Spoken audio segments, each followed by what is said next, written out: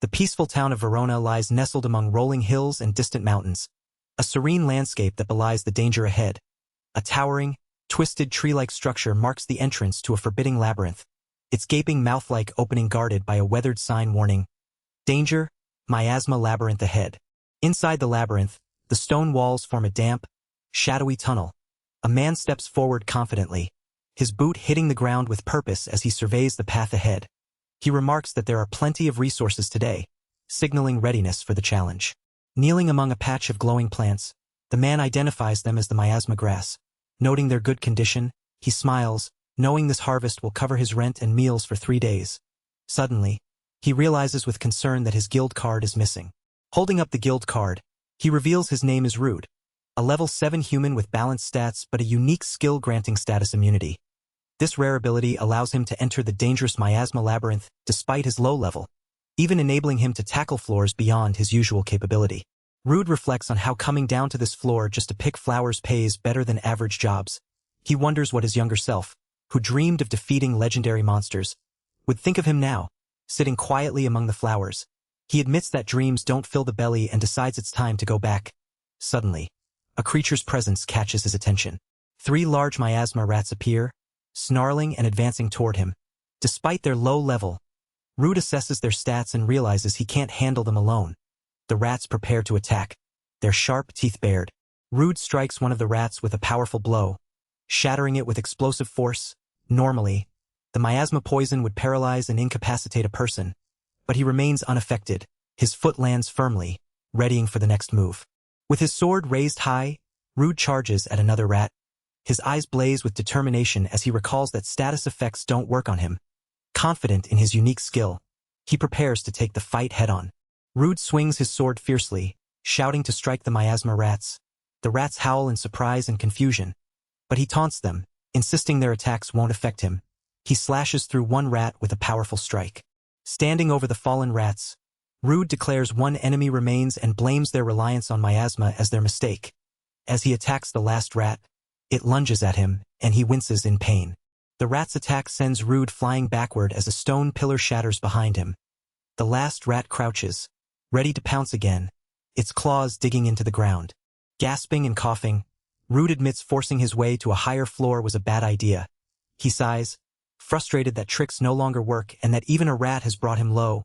Despite the pain, he forces a bitter smile, calling himself pathetic as he struggles to stand. Rude curses under his breath as he braces himself, shouting a fiery incantation. Fireball! He swings his sword in a swift motion, narrowly dodging an attack that catches him off guard. The fireball explodes, but he realizes with surprise that it missed its mark.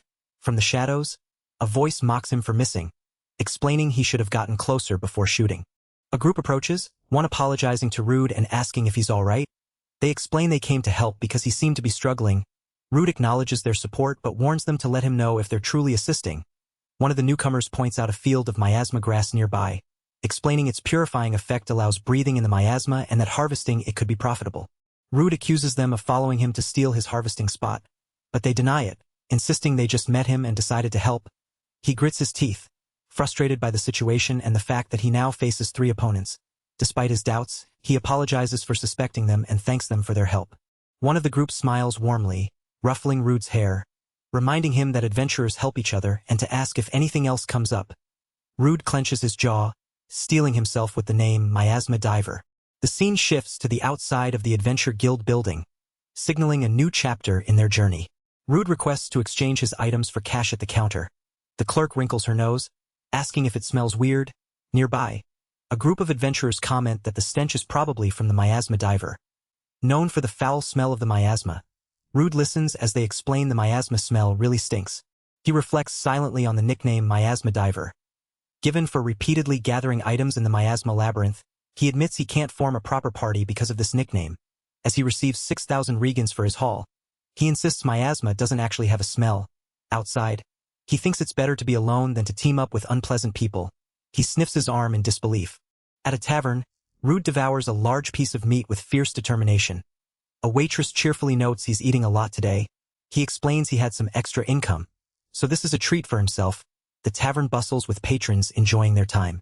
The scene shifts to the tavern exterior at night, named Full Belly Tavern. The waitress encourages him to order as much as he likes since he needs to eat to stay alive. Rude orders ale, then chugs a large mug, struggling to keep up. He shouts in frustration that he can't handle it, while the adventurers from before smile and ruffle his hair in encouragement.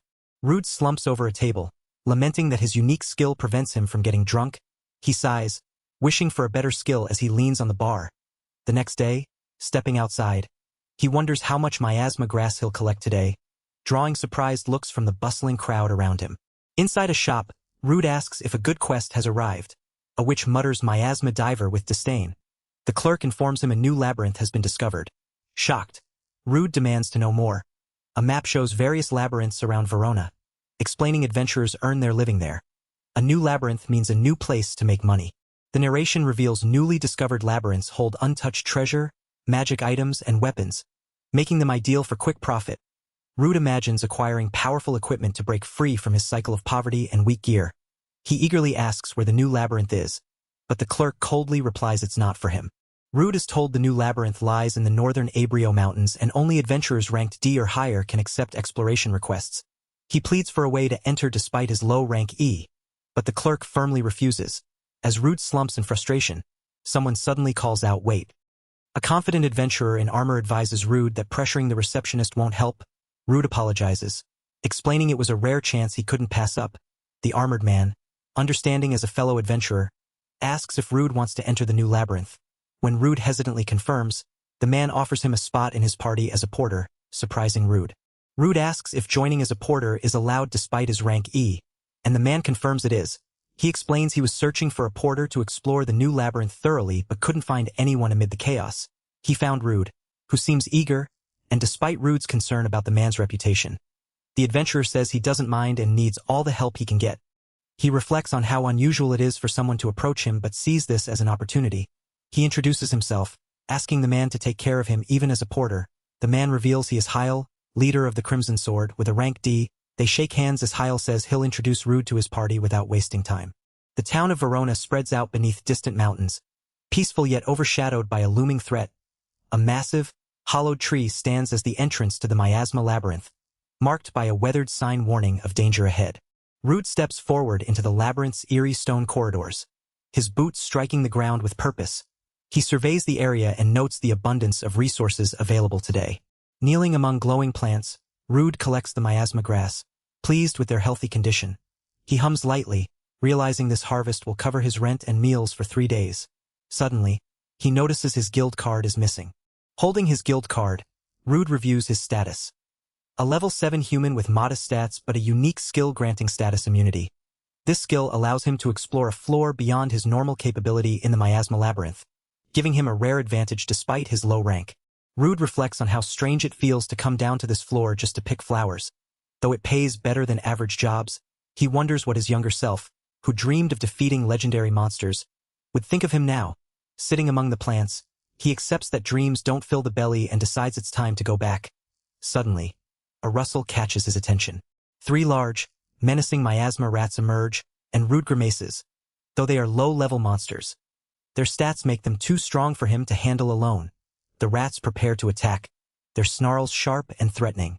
Rude strikes one rat with a powerful blow, shattering it instantly. Normally, the miasma poison would paralyze and incapacitate a person, but he remains unaffected. His foot lands firmly as he prepares for the next move, knowing his unique skill protects him from status effects. With determination blazing in his eyes, Rude charges at another rat, confident because status effects don't work on him. He readies his sword for a decisive strike, fully embracing the advantage his unique skill grants him in this dangerous environment.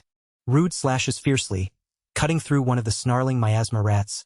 The remaining rats react with surprise and growl fiercely, but he taunts them, daring them to try harder since his immunity to status effects keeps him safe. He counts down the last rat, confident that relying on the miasma was their mistake. As the rat lunges, Rude braces himself, but a sharp pain flashes across his body. The rat's attack sends him crashing into a crumbling wall, shattering stone and dirt around him.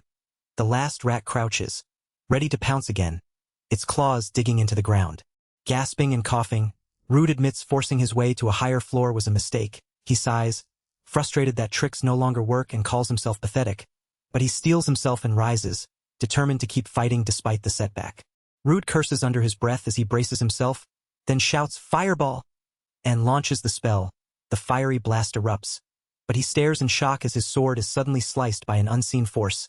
He realizes he missed the attack, hearing laughter telling him he should have gotten closer before shooting. A blonde man steps forward, apologizing to Rude and asking if he's okay. Explaining they came to help because he seemed to be struggling. Rude acknowledges the help but warns them to let him know if they're supporting him. The man reveals the grass they carry purifies the miasma, allowing breathing inside the toxic labyrinth, and mentions it's valuable. Another companion points out the field of miasma grass nearby. Rude accuses them of following him to steal his harvesting spot, but they deny it, insisting they just met him and decided to help. Despite his suspicion, Rude admits he can't win against 3 opponents alone and apologizes for doubting them, thanking them for their assistance. The blonde man smiles warmly, ruffling Rude's hair and affirming that adventurers help each other, offering further support if needed. Rude clenches his teeth, recalling his unique skill as a miasma diver. The scene shifts to the Adventure Guild building, signaling a new chapter in their journey.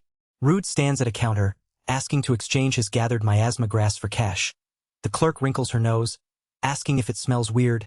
Nearby, a group of adventurers jokes that it must be the miasma diver, because the miasma smell is awful. Rude listens quietly, glancing back at the clerk and the group.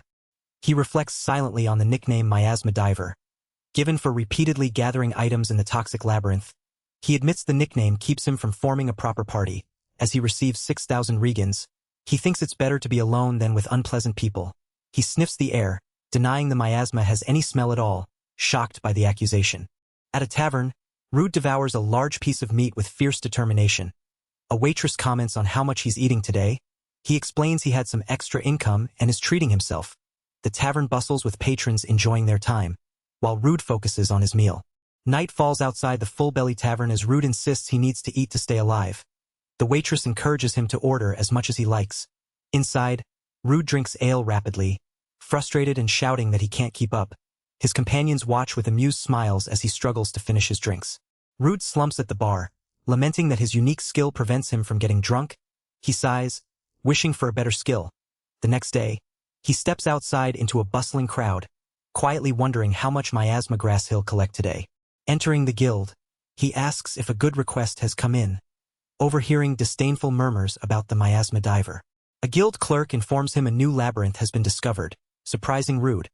A map shows various labyrinths around Verona, explaining that adventurers earn their living there, and a new labyrinth means a new opportunity to make money. Narration reveals newly discovered labyrinths hold untouched treasure, magic items, and weapons, making them ideal for quick profit. Rude imagines gaining powerful equipment to break free from his cycle of poverty and weak gear. Eager, he demands to know where the new labyrinth is, but the clerk coldly replies it's not for him. Rude protests, desperate to enter the new labyrinth, but the clerk bluntly states only adventurers ranked D or higher can take exploration requests. His rank E is the lowest, and she tells him to give up. As he leans on the counter in frustration, a shadowed figure suddenly calls out, making him pause. The blonde man advises that pressuring the receptionist won't help, and the black-haired man apologizes, explaining it was a rare opportunity. The blonde knight understands his desire to enter the new labyrinth and offers him a chance to join his party as a porter, surprising the black-haired man. The black-haired man nervously asks if his rank E allows him to join as a porter, and the blonde confirms the rules permit it. He explains he was searching for a porter to explore the new labyrinth but couldn't find anyone due to the commotion, until he found the eager black-haired man. The black-haired man acknowledges the blonde's reputation but insists he doesn't mind and needs all the help he can get. The black-haired man reflects on how unusual it is for someone to approach him, but sees this as a chance. He introduces himself as Rude and asks the blonde knight to take care of him even as a porter. The blonde knight introduces himself as Yahello, leader of the Crimson Sword, and they shake hands as Yahello welcomes Rude to his party. Two adventurers express disgust at Rude, calling him a miasma diver and questioning why Bayer couldn't find someone better. Yahello defends Rude, explaining that despite his low rank, he has valuable knowledge and years of experience. He insists Rude is more reliable than those who mocked him yesterday. Rude, lost in thought, is stunned that someone would vouch for a low-ranked adventurer like him, while the others react with disgust. The group arrives at the newly discovered dungeon, a circular ruin nestled in a mountainous forest. Inside the grand, ancient hall, one member admires the dungeon's impressive structure, while another warns Rude not to walk ahead due to his low status. Rude looks uneasy but remains silent. Inside the dungeon, Chaos erupts as adventurers swarm the area, battling monsters and competing for treasure. The first floor is crowded with parties, making it difficult to find any remaining loot. Rude and his companions watch the scene, concerned that the abundance of adventurers might have depleted the dungeon's rewards. The group debates their next move. One suggests diving deeper into the dungeon where fewer parties venture. While Rude worries about the danger, the others dismiss his caution, teasing him for being an E-rank at his age. Despite the bickering, Rude calmly states that since the labyrinth was just discovered, it's best to carefully map out the first floor before advancing. The tension breaks as the group argues playfully, with a companion urging them to stop fighting.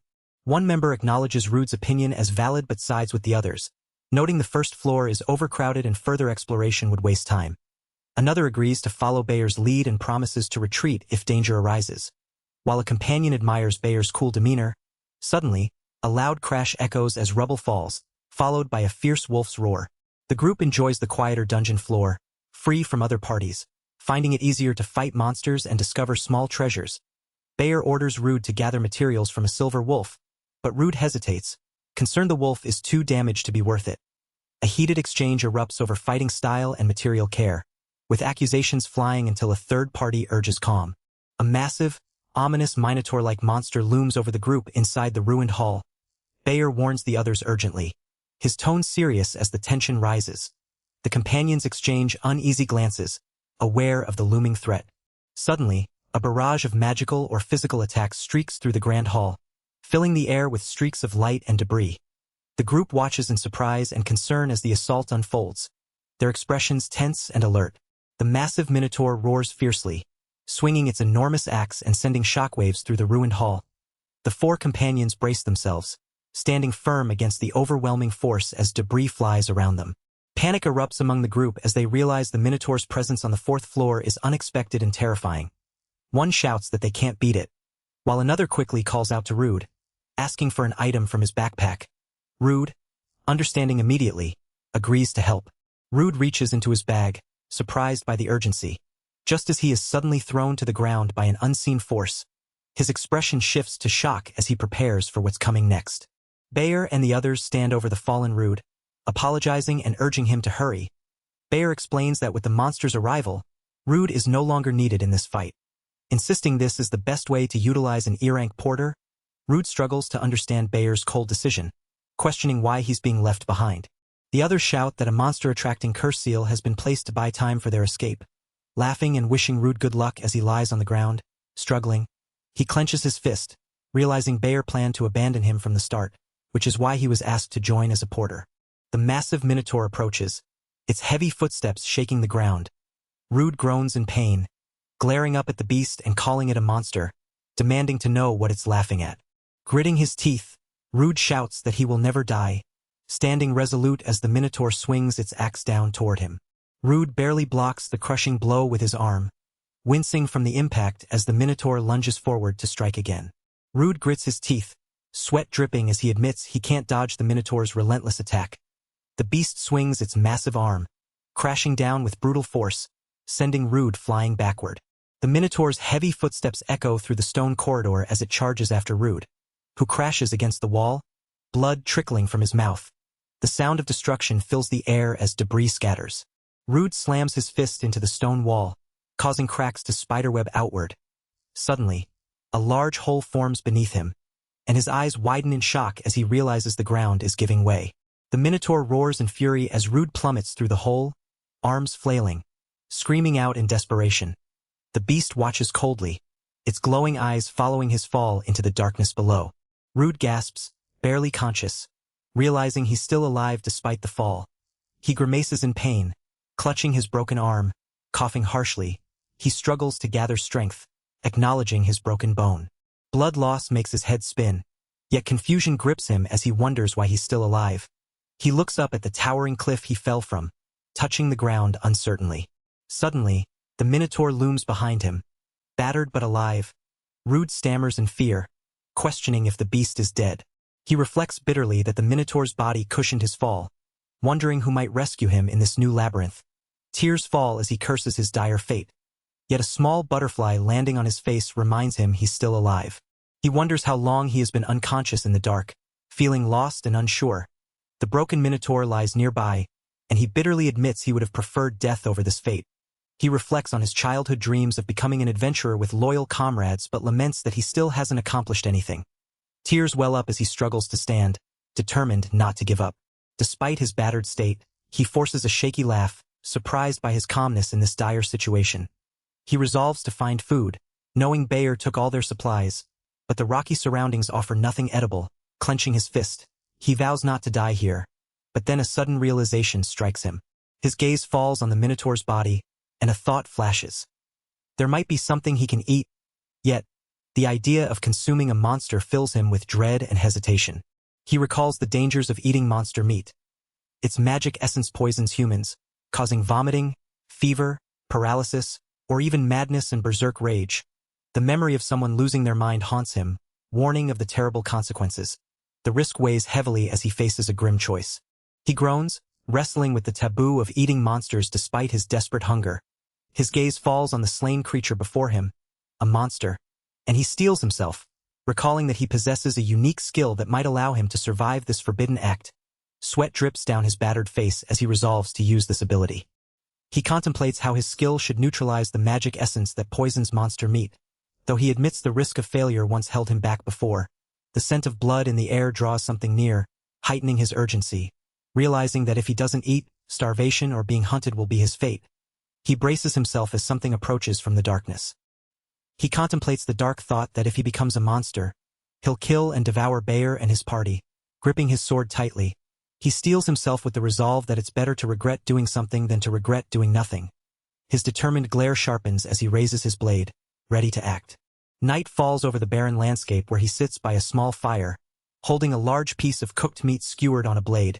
He admits relief at managing to cook it despite lacking a fireball spell. His expression turns tense and uncertain as he stares at the meat, sweat beading on his face. The aroma of the meat fills the air, and he acknowledges how good it smells. Sitting by the fire, he steadies himself and swallows hard. Summoning courage, clenching the meat, he mentally prepares, shouting to himself to go through with it. Taking a bite, his eyes widen in surprise as the meat tastes incredibly good. Like beef. He marvels that the more he bites, the more flavor emerges. Though worried because it's monster meat, he admits it's delicious. Sitting alone by the fire, he reflects that lacking any seasoning actually makes the taste better. The meat tastes unbelievably good, the best he's ever had, and he can't stop eating it. Sitting by the dying fire, he tries to keep eating but suddenly winces in pain. His body burns fiercely, agony overwhelming him as he struggles to breathe. He realizes eating monster meat was a grave mistake. Collapsing onto the rocky ground, he utters a faint plea to take, as exhaustion and pain consume him. Suddenly, he jolts awake, shocked to find himself alive and his left arm fully healed, staring at his restored limb in disbelief. He stares at his hand in shock, asking himself what is happening. The lifeless body of Bayer lies nearby, but the wound Bayer inflicted on him has vanished. The fire beside him flickers quietly as he turns, revealing his fully healed back and body. He scans the area, noting no enemies are nearby and wonders what occurred while he was unconscious. His glowing guild card catches his attention inside a nearby container. His eyes widen in surprise as he pulls the card out. A sudden surge of numbers flashes before him, showing his level jumping to 17 and massive increases in his strength, stamina, dexterity, magic, intelligence, and luck. Bewildered, he questions the sudden stat boost, recalling he earned experience from defeating the Minotaur but is stunned by this unexpected growth. His stats continue to rise dramatically, and he wonders aloud about the new skill appearing on his card. The skill list reveals status immunity, swordsmanship, martial arts, and new abilities like roar, battle axe, and strengthening, medium. Confused, he questions what this new skill is and what war cry strengthening medium means. The memory flashes back to the Minotaur roaring fiercely, swinging its massive axe as it charges forward. The man's eyes widen in shock as he recalls the brutal fight. He clutches his guild card tightly, questioning if his sudden power surge is because he ate the Minotaur's meat and absorbed its skill. Sitting by the fire, he remains silent, contemplating the possibility. The Minotaur's lifeless body lies nearby, its blood staining the ground. He stares at the axe on the ground, repeating to himself that if this is true, then everything has changed. The man grips the axe's handle firmly, shouting out in determination. He swings the heavy weapon with all his might, testing his newfound strength. The axe cuts through the air with a powerful whoosh, confirming his ability to wield it. Shock and disbelief flood his face as he exclaims that he can actually use the axe. The skill, strengthening medium, pulses within him, and he realizes there is more to this power than he initially thought. His boot presses firmly against the rocky ground as a massive impact shatters the earth nearby.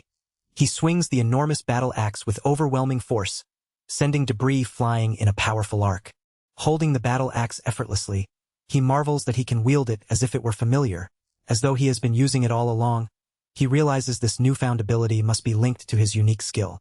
With the Minotaur's skin and meat packed and ready, he steels himself, clutching the battle axe.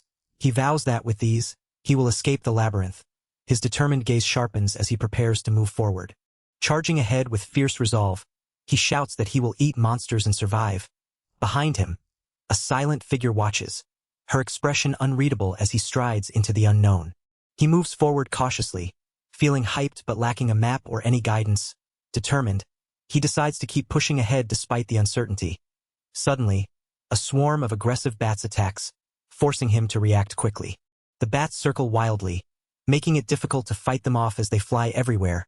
Frustrated, he curses their annoyance and admits his hatred for bats. He focuses, recalling something about their weakness, and prepares to try a new tactic. Gathering his resolve, he lets out a powerful war cry, unleashing a burst of energy that scatters the bats around him. The force of his shout creates a shockwave, clearing the immediate threat and leaving the ground littered with fallen bats. Catching his breath, he reflects on how the war cry worked against the bats, remembering their vulnerability to sound. He tests the taste of the bat meat he cooked, surprised by its mild flavor, somewhat like rabbit. Though bats are usually unpleasant, monster meat has a unique taste that intrigues him. He sits quietly by the fire, lost in thought, then swallows hard and murmurs.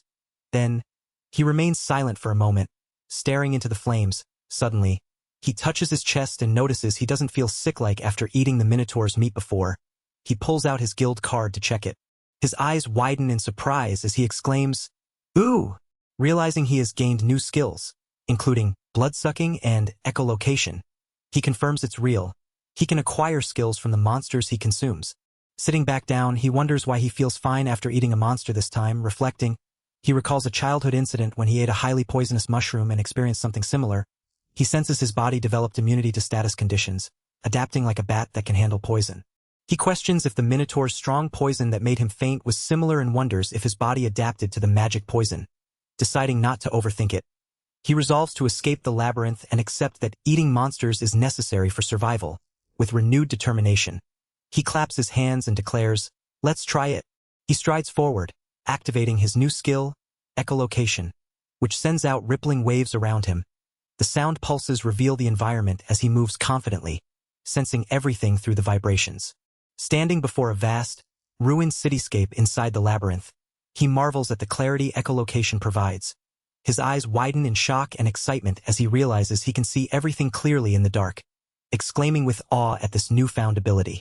Bats scatter into the night sky as he recalls how consuming the Minotaur's meat enhanced his vision, allowing him to see the aura of each monster clearly. A dark, looming figure with glowing eyes growls menacingly from the shadows. He steels himself, realizing the aura might represent the monster's magic essence. He resolves to avoid areas dense with these auras, knowing stronger monsters lurk there.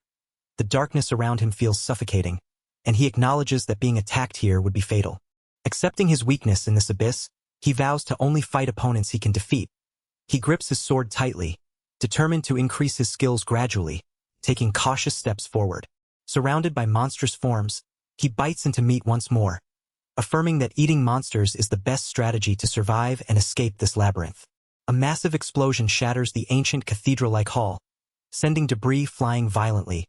He braces himself behind a large shield as the dust settles, eyes wide with shock and readiness. Stepping forward cautiously, he breathes relief at returning to a familiar place. He notices a sealed hole in the wall, understanding it's repaired by the labyrinth's mysterious powers, despite repeated destruction. The labyrinth restores itself within days, a strange ancient force at work. He recalls this spot as where he fell with the Minotaur. Suddenly, two fierce silver wolves emerge, growling as they charge toward him. His gaze sharpens, recognizing them instantly. He quickly appraises their stats. Both are level 8 with strong strength, stamina, and speed-boosting skills. The wolves bar their teeth, ready to attack, while he steels himself for the fight ahead. His eyes narrow with fierce determination as the silver wolves charge forward, teeth bared and ready to attack.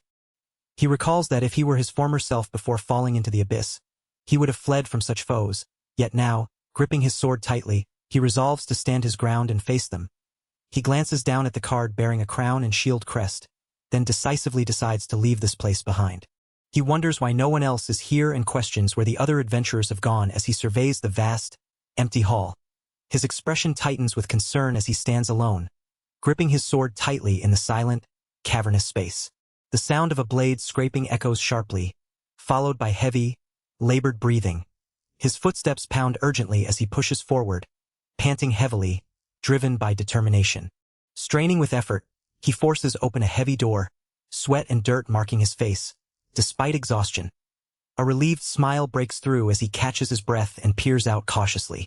Stepping into the bright sunlight, he raises his head to the open sky, shouting triumphantly that he is finally outside, basking in the freedom beyond the labyrinth's darkness. He gasps deeply, gulping in the fresh air with relief as tears threaten to fall. The pure air feels overwhelming, stirring emotions he can't hold back. He stands quietly, absorbing the moment, then clenches his fist with renewed resolve. Looking around, he notices the area is completely deserted. Panic rises as he realizes there's no carriage waiting to take him back. Frustrated, he accepts he'll have to walk the long journey alone. His glare hardens as he vows not to forgive Bayer and his group. Determined, he plans to head straight to the guild upon reaching Verona. He imagines the comforts awaiting him. A hot bath to soothe his battered body, hearty food at the full-belly tavern, an ale to drink without restraint, sweet treats and a warm bed call to him, fueling his anticipation. Rising with a spark of excitement, he admits he's getting pumped up for the journey ahead. Launching into a sprint, he pushes his body faster than expected, surprised by his own speed. He questions if his stats have suddenly surged, feeling as if he could run endlessly. His astonishment grows as he accelerates effortlessly, propelled by newfound strength. He wonders how fast he can go and decides to test his speed, planting his foot firmly on the ground. Suddenly, a carriage approaches, and the driver calls out that they will arrive in Verona soon. The carriage suddenly swerves violently, throwing the passengers off balance. Nearby villagers react in shock and confusion, questioning what just happened. A young woman notices a sign fluttering in the wind, sensing something ominous. He arrives at the guild, where people are stunned to see him alive, asking if he wasn't dead. He thanks them quietly and explains he ran back from the labyrinth as fast as he could. Relief spreads as they hear he's still alive. A man introduces himself as Rangas, the guild master of the Verona branch. Greeting the weary Rude, Rude quietly states his name in response. Rangas then asks to see Rude's guild card, and Rude complies as the bustling guild hall continues around them. Rangas studies the guild card silently before acknowledging Rude's presence. Rude demands to know how he was considered dead. Rangas admits the atmosphere around Rude is unusual but confirms the report from Bayer of the Crimson Sword that Rude, as a porter, was killed by a minotaur on the 4th floor of the new Abrio labyrinth. Rude processes the news, realizing no one was there to witness the incident. He asks if there were details on how he was killed. Rangas explains that the report only stated Rude encountered the minotaur and was killed without resistance. Rude notes this differs greatly from his own experience. Rangas, clearly nervous, tries to say something more but struggles to speak. He is suddenly greeted by his comrades, who exclaim in shock and relief that he is alive. They express their worry and ask if he is hurt, recalling the minotaur attack when they feared the worst. A woman tearfully explains they wanted to search for him but were stopped because the labyrinth was restricted, leaving them unable to find him. His comrades eagerly pull Rude into a tight embrace, excitedly proposing to celebrate his return. One of them suggests a nice place to go, and Rude, though silent, seems to consider the offer. Suddenly, Rude's body stiffens, and his friends struggle to move him. A woman panics, asking what they are doing, but Rude firmly declares he doesn't want a celebration. Instead, he insists he must report to the guild master immediately. Despite their protests and pleas to celebrate his survival, Rude pushes forward with determination. He accuses his comrades of abandoning him as a mere pawn in the labyrinth, his expression hardening with resolve. The group listens in stunned silence as Rude explains how Bayer stole his belongings and attacked him from behind. He reveals that Rick used his skill to set a minotaur on him, while Sasha cast haste on the others, allowing them to flee and leave him behind. Whispers ripple through the crowd, doubting the truth and defending Bayer's character. His comrades vehemently deny abandoning him, insisting they never did such a thing and were genuinely worried about his safety. Rude counters fiercely, demanding proof of their innocence and pointing out that he returned less than 2 weeks ago, challenging their accusations. The group hesitates, acknowledging that based on Rude's story, his quick return does seem suspicious. One man calmly points out there is no conclusive evidence that they treated him as a pawn. Then, a leader steps forward, reminding everyone it was only the 4 of them involved and now it is someone else's turn to speak. A cloaked woman approaches quietly, identified as the Inquisitor. Shock ripples through the group as one man questions why a truth examiner would be present here. An inner narration explains that the skill to detect lies is innate and extremely rare, so those who possess it are often taken by the kingdom and appointed as inquisitors. The man explains that he is usually stationed in the royal capital but has noticed suspicious activity recently. The woman reveals she called in favors to bring the Inquisitor here. The group tenses as the Inquisitor steps forward, demanding to hear what she witnessed. The Inquisitor declares the Crimson Sword is lying, affirming that Rude's statement is the truth. Shock and disbelief ripple through the group, especially from one man who struggles to deny the accusation. The man with the scar solemnly declares the matter decided, citing the Inquisitor's judgment as official kingdom evidence.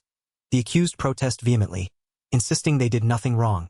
A woman tearfully defends their actions, explaining they encountered a minotaur on the 4th floor and feared for their lives. The man sternly reminds them that killing or abandoning a comrade is a serious crime under guild rules. He warns that fleeing out of fear might warrant some leniency, but the attempt to kill Rude cannot be overlooked. Other porters who temporarily joined their party have often been reported dead. Their adventurer licenses will be stripped, and they will likely become slaves. Panic erupts as one woman screams she doesn't want to become a slave, while Rude quietly reacts with a faint, unsettling laugh. The man with the scar sneers, questioning if the accused really values their adventurer license. Panic surges as the threat of becoming a slave sinks in, causing one to stammer in disbelief. The accused clenches his fists, determined, refusing to accept this fate. His resolve hardens as he shouts a fierce refusal to accept enslavement, his voice echoing with desperation and defiance. The woman who had been tearful now stands silently, her presence looming as tension rises. The accused prepares to fight, his cloak billowing as he steps forward with fierce determination. The man with the scar roars in anger, branding him a miasma diver, and condemning his attack on an inquisitor. The accused gaze remains steely, unyielding despite the accusation. The accused launches a powerful strike, shouting for his opponent to move, his attack bursting with raw force. The man with the scar is caught off guard, stunned by the sudden, fierce assault. A massive impact shakes the ground as debris flies violently, drawing shocked reactions from onlookers. The dust settles to reveal a huge crater, prompting a hesitant question about whether the attack was too much. A man lying injured on the ground is acknowledged with a grim acceptance that as long as he's alive, he'll be charged for the damage. 2 bystanders express disbelief that a miasma diver could defeat Bayer at such a high level, their fear and confusion evident. The injured man, battered but defiant, challenges them with a confident smirk, daring anyone else to face him. His calm and unyielding demeanor contrasts with their shock. 5 days later, the scene shifts to a quiet town building flying a flag. The man who fought earlier, now calmer, is approached by a young woman who asks if she may have a word with him. He turns, surprised but attentive, as the moment hints at a new development following his recent notoriety. A man apologizes for calling early and explains the reason is the recent incident involving Bayer and his party. The younger man asks why he was called, and the older man gestures for him to sit down. The older man reveals that after capturing the culprits, further investigation showed they had been acting freely for some time. He admits to secretly investigating them for a while, but they left no traces. He called on an old acquaintance to bring in the Inquisitor, and the younger man was the only one to return alive. The older man expresses relief that he survived, emphasizing the importance of victim testimonies to the Inquisitor's work and how the younger man's survival helped prevent further harm. The younger man downplays thanks, saying he was just furious and desperate at Bayer. The older man, as guild master, formally expresses gratitude and acknowledges the younger man's efforts exceeded expectations. He explains that, according to guild rules, a portion of assets seized from the Crimson Sword will be allocated to the younger man as the victim, adding a token of gratitude amounting to 200,000 Regan.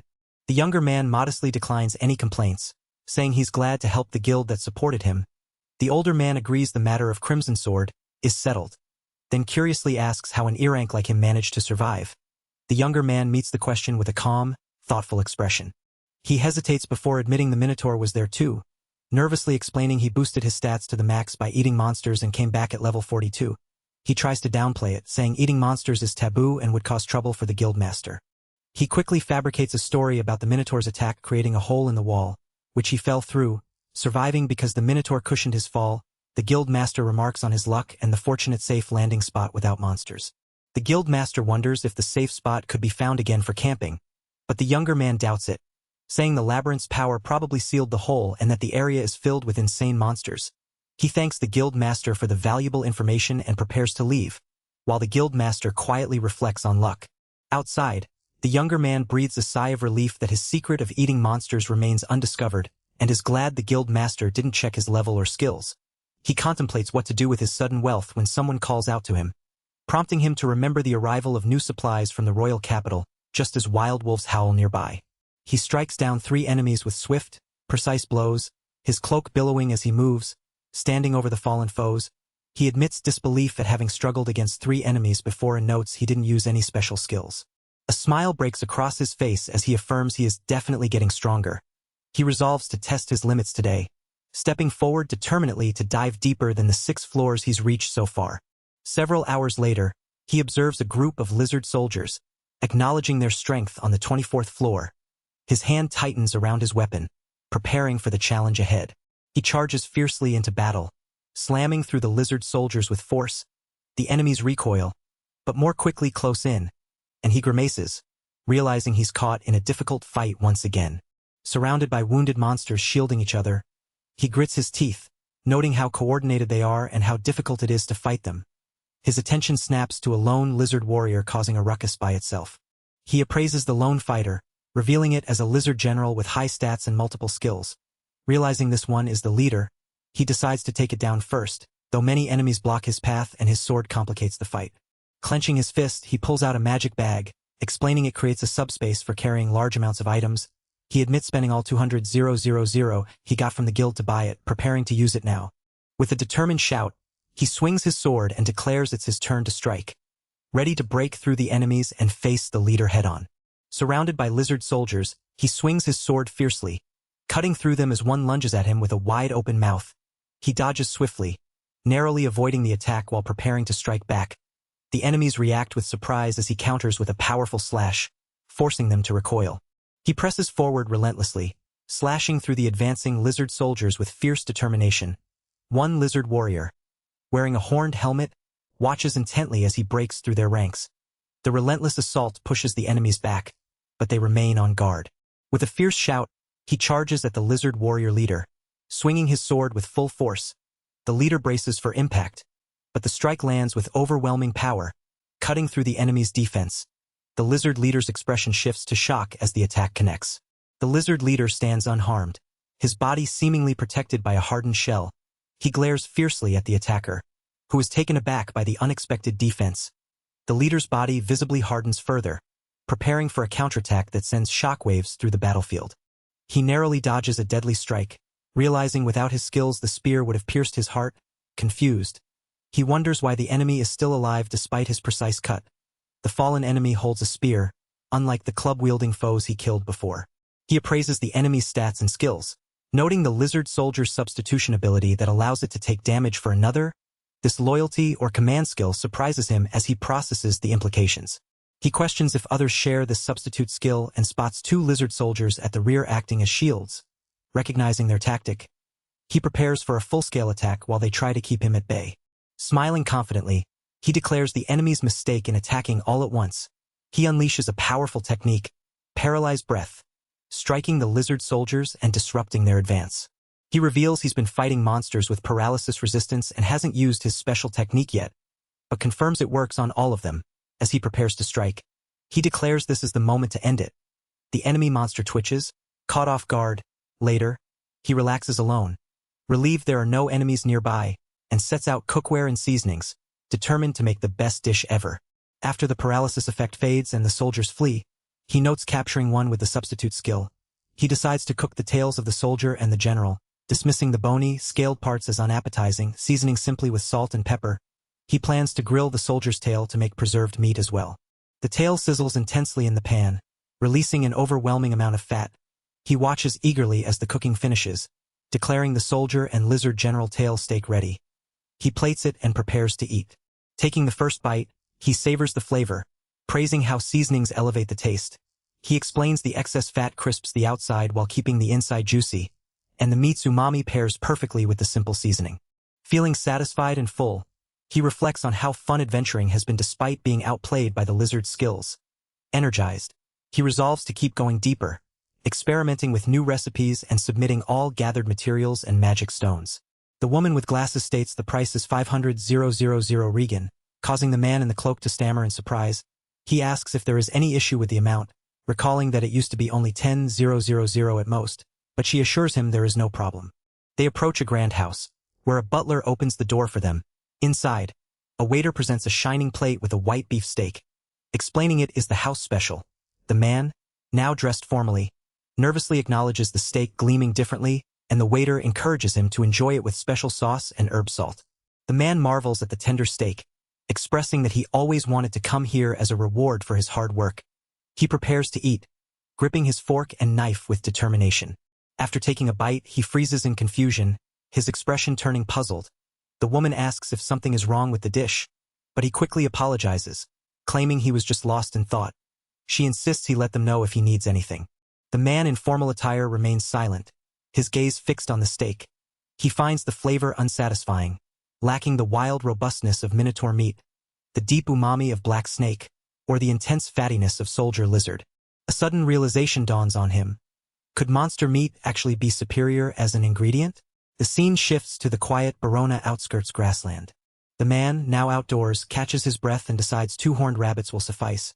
He methodically skins them, removes the guts, washes them thoroughly with water, and rubs them all over with salt, pepper, and herbs. He prepares to roast the meat slowly, turning it until golden brown. Holding skewers, he proudly declares the rabbits cooked perfectly. The herb-roasted horned rabbit glistens over the fire, looking delicious. He opts not to cut the meat but to dig in directly, eager to taste his creation. He bites into the roasted rabbit, delight lighting up his face as he declares the meat really good. He reflects on how this meat surpasses any steak he's had before. The tender, chewy texture and crispy skin bursting with juices make it irresistible. Sitting alone under the night sky, he marvels that monster meat could actually be the best choice. The chapter begins with a lone figure entering a misty stone labyrinth. He recalls eating something similar when trapped in a new dungeon, but notes the creature's ominous coloring. Facing a large striped moth and a poison frog, he contemplates the danger they pose. Detailed stats for the moth foes and poison frog appear, highlighting their levels, health, strength, and poison-related skills. The man decides to cook them despite their low quality. Confident that proper seasoning will make them tasty, he resolves to deep-fry the ingredients, declaring a deep-fry feast. He pours a generous amount of oil into a pan, explaining he bought plenty from the market. Sitting down, he prepares to butcher the frog, recalling his past experience eating frogs. He examines the moth, noting its beauty but also the powdery substance on its wings, which he carefully removes while warning not to imitate his method. Time passes as the deep frying finishes. He proudly presents a plate of deep-fried poison frog and moth foes, acknowledging the impressive appearance. Holding a piece of poison frog on a fork, he prepares to eat, starting with the poison frog first. He bites into the deep-fried poison frog, surprised by its crispiness and well-cooked inside. The taste is delicious, lacking any foul smell due to the high-temperature cooking. It's even more savory and juicy than chicken, making him crave beer. Though he insists it's not to get drunk, he plans to bring some beer next time. Now, he moves on to the moth foes, admiring the crispy texture inside. Taking a bite of the moth foes, he notices a fresh, herbal flavor with slight bitterness and sourness. A unique taste. Despite being fried, it feels refreshing. He offers the wings as a snack, finding them especially crispy and perfect for drinking. Sitting outside the dungeon, he reflects on how the magic bag keeps ingredients fresh. Glad he bought it. His level and stats have increased to 47, and he's acquired new skills like venom spray, cold-blooded, and poison. He decides to postpone testing the poison frog's venom since it came out of its mouth. Holding a powdery substance, he wonders if the moth foes' wind blades are the air slash attack. Concentrating, he unleashes an air slash, slicing through the dungeon walls with a wind magic-like attack. He realizes the skill will be useful since his fire magic is too weak to rely on. The wind blades create a powerful cutting force, impressing him with their effectiveness. Standing on the 28th floor of the noxious labyrinth, the young adventurer notes the poison swamps scattered throughout. He wonders what kind of monsters inhabit this place and hears a voice shouting to surround and not let someone escape. Curious but cautious, he decides to secretly observe the fight ahead, reluctant to be seen since it complicates hunting monsters. From a distance, he spots a fierce battle erupting as cloaked figures attack a lone woman. The adventurer questions if this is a fight between adventurers and watches as one attacker slashes at the woman, who struggles to defend herself. Shocked, he recognizes the woman as an elf, a rare and ancient race known for their long lives and superior magic. Despite her graceful appearance, she is wounded and desperate, the dark blood staining her cloak as she fights for survival. The elf, breathing heavily, clutches her injured shoulder while her pursuers close in, reporting to their leader that they can no longer hold back. The leader warns against underestimating her, promising she will fetch a high price, enough to buy all the beautiful women one could want, as they prepare to overwhelm her immediately. A hooded figure sneers that encountering a woman of such quality is rare, while the injured elf silently clutches her wounded shoulder. From his hiding spot, the young man calls them lowlifes and wonders if he should intervene. Sensing a deeper background to this, the attackers accuse her of trying to escape using miasma and poison but claim she ran out of steam first.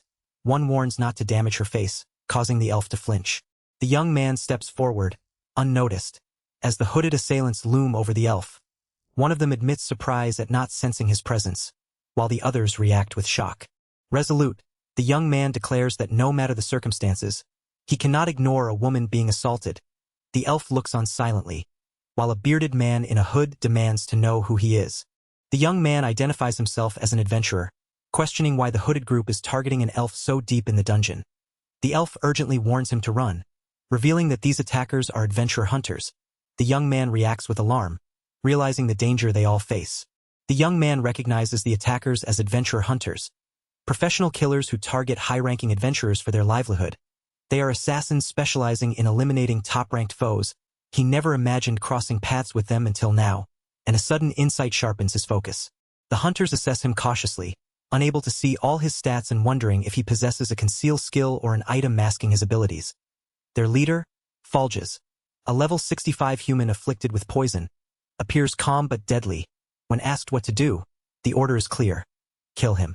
Without hesitation, one hunter swings a massive axe toward the young man, who narrowly blocks the attack with his sword. The hunter moves with terrifying speed, forcing the young man to react instantly as the clash echoes sharply. The young man taunts his opponent, questioning why he's still alive and suggesting it's because the hunter is weak. The hunter snarls in response, amused and aggressive, grinding his weapon menacingly. He threatens to split the young man's head open, pressing the attack with relentless ferocity. The young man lunges forward, shouting venom, as he pierces the hunter's axe with his sword, causing the hunter to cry out in pain. The hunter staggers back, clutching his arm as a strange liquid drips from the wound. Nearby, a woman gasps in shock while the cloaked hunters react with alarm. The young man stands firm, eyes sharp and focused, as the injured hunter screams in agony, clutching his eyes. The young man slashes fiercely at a tree trunk, forcing the hunters to step back. One hunter, named Jarius, is called out in surprise by his companions, who demand to know how he could be so reckless. The leader commands calm, reminding them not to underestimate the young man. He points out that the young man reached this floor alone despite the dungeon's deadly miasma and poison.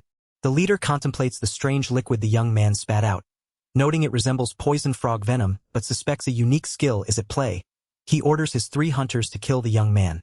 Acknowledging this opponent is different from a previous one who was careless, the hunters prepare to attack, their resolve firm as they advance cautiously.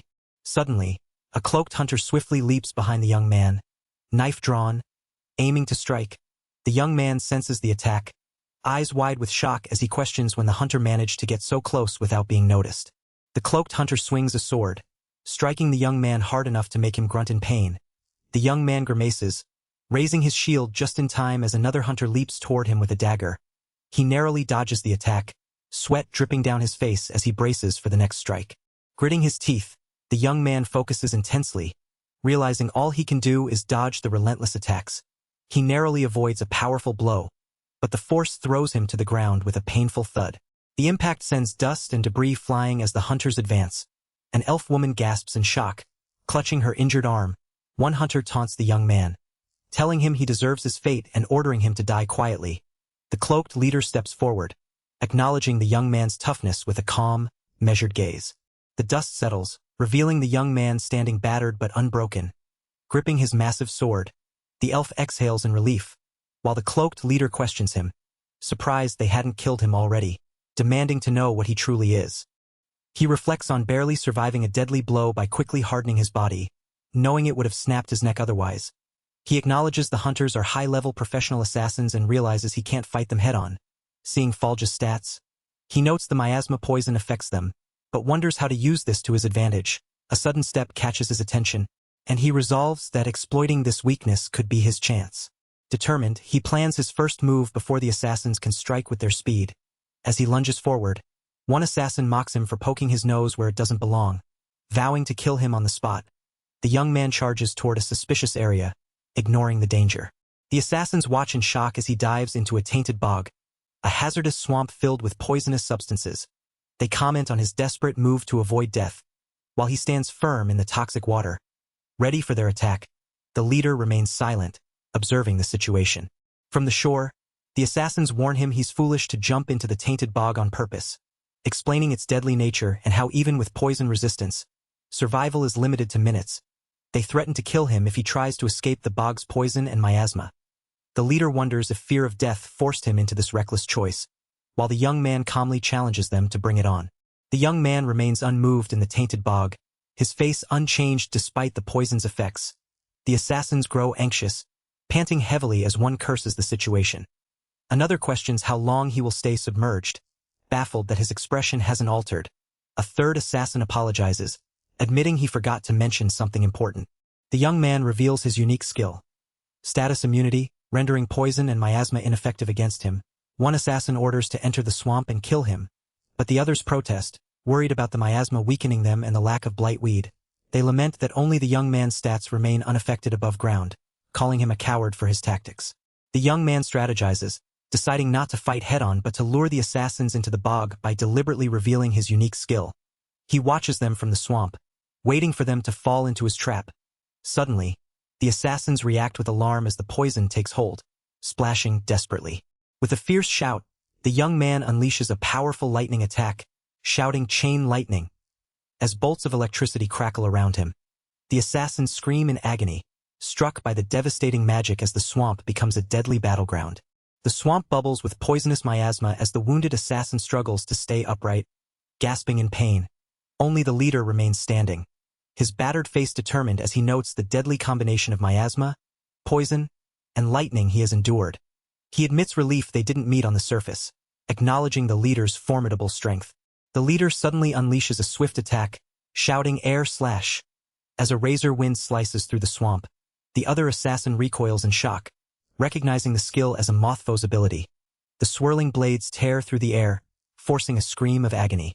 The leader stands firm as the wounded assassin splashes in the swamp, coughing violently. The injured man questions how a human can wield monster skills, pointing out the use of poison frog and thunder wolf abilities alongside lightning. His disbelief grows as he struggles to comprehend the leader's power.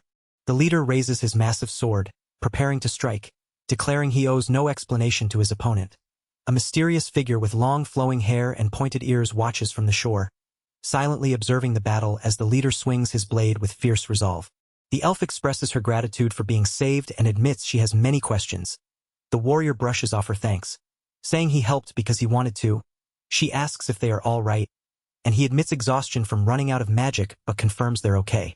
He offers to give her a potion, but she asks if she can pay with a mana stone since she has no money. He insists it's fine, considering it thanks for saving her. She drinks while explaining she defeated monsters while running and has many mana stones but no currency. She casts a high-level healing spell, astonishing the warrior who marvels at her ease with such powerful magic. She carries huge mana stones and uses high-class recovery magic effortlessly, leaving him wondering who she really is. She then asks if he could accompany her out of the dungeon. Admitting she got lost trying to escape, he agrees gladly, grateful for the chance to help. She reminds him they must clear the area first, pointing to bodies floating in the water. She asks if he can help carry the bodies to the surface to prevent them from being absorbed by the dungeon and turning undead. He falls silent, contemplating the grim task ahead. Alicia breathes in the fresh air, relieved to be free from the dungeon's miasma. She thanks Rudd for his kindness, acknowledging his help despite his own troubles. Sitting gracefully, she introduces herself as a former adventurer, no longer active. Rudd reveals his name and affiliation with the Verona Guild. He wonders if Alicia is the famed adventurer from the Misty Green, and she laughs, acknowledging her reputation as a member of the S-ranked party. The Ether Path, well known even in Rudia's, everyone seems to have heard of her. Alicia hesitates, then admits the ether path disbanded 5 years ago without explanation. A major topic among adventurers, Rudd asks if it's better left unspoken, but she continues, revealing their disbandment was linked to why she was attacked recently.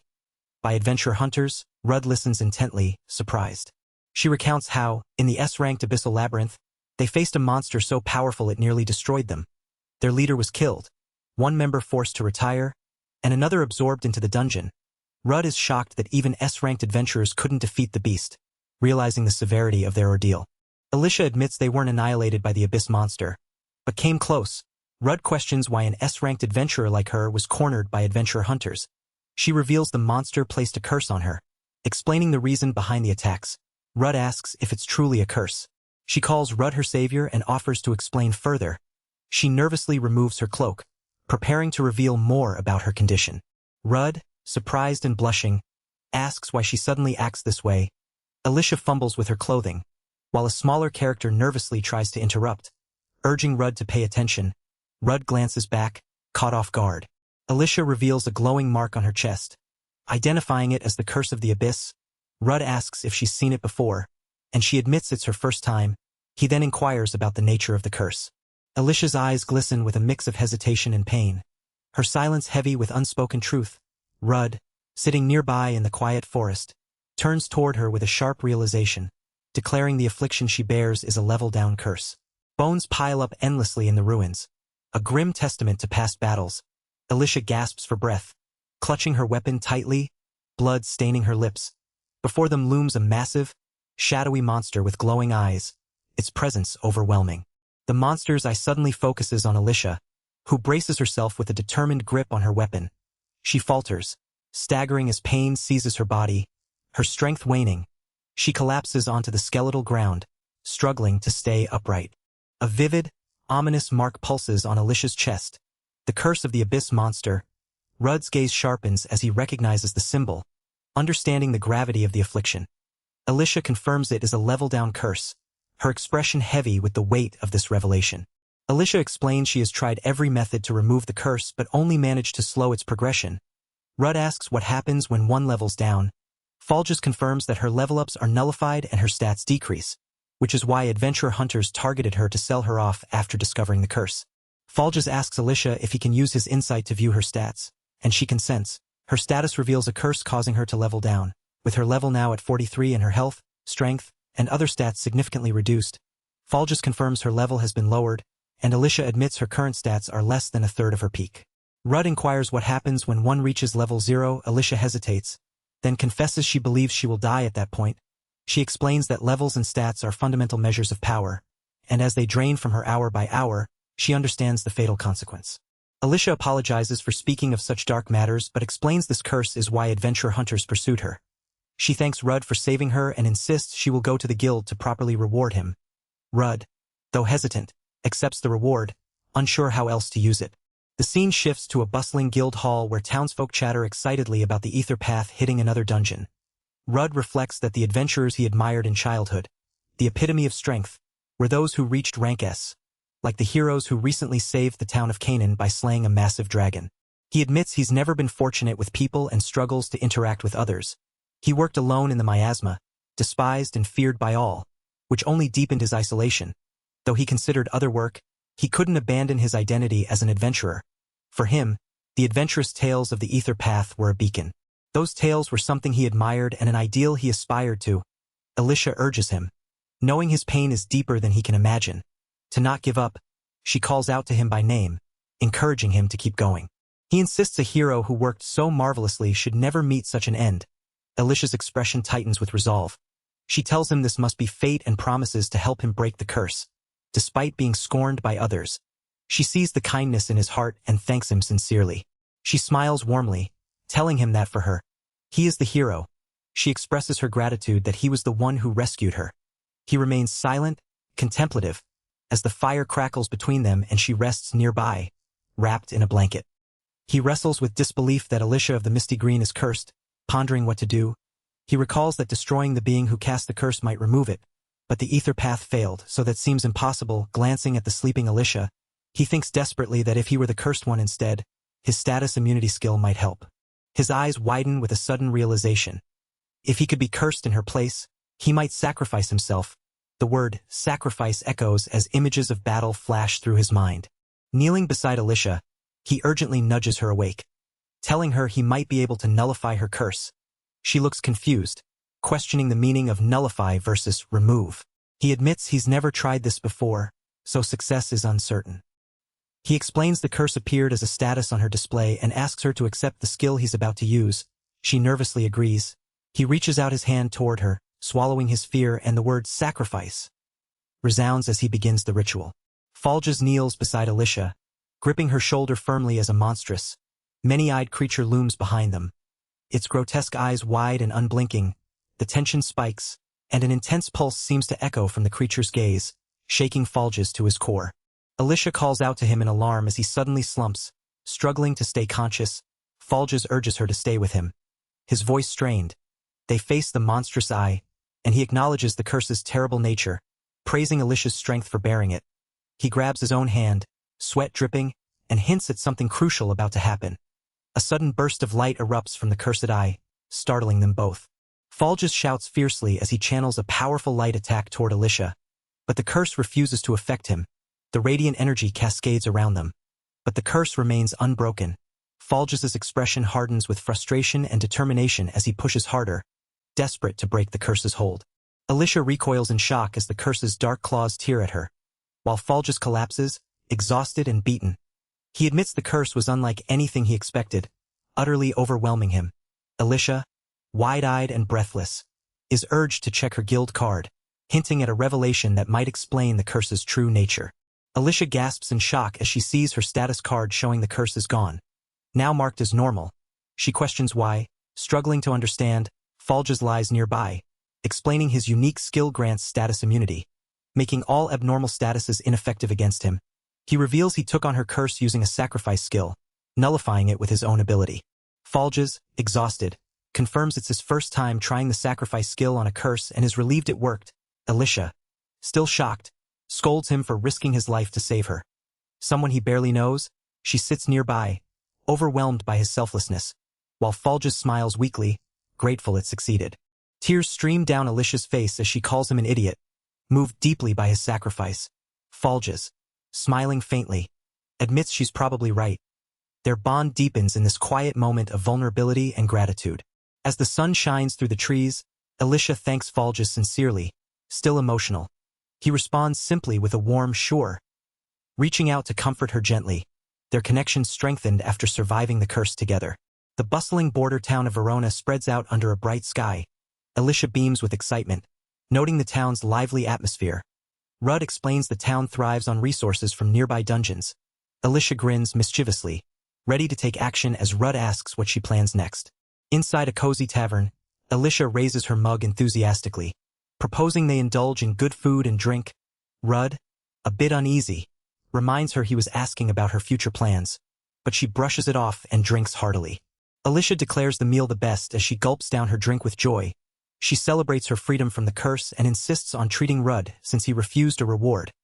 Rudd notes how quickly she's gotten drunk, while Alicia insists she's strong and not drunk at all.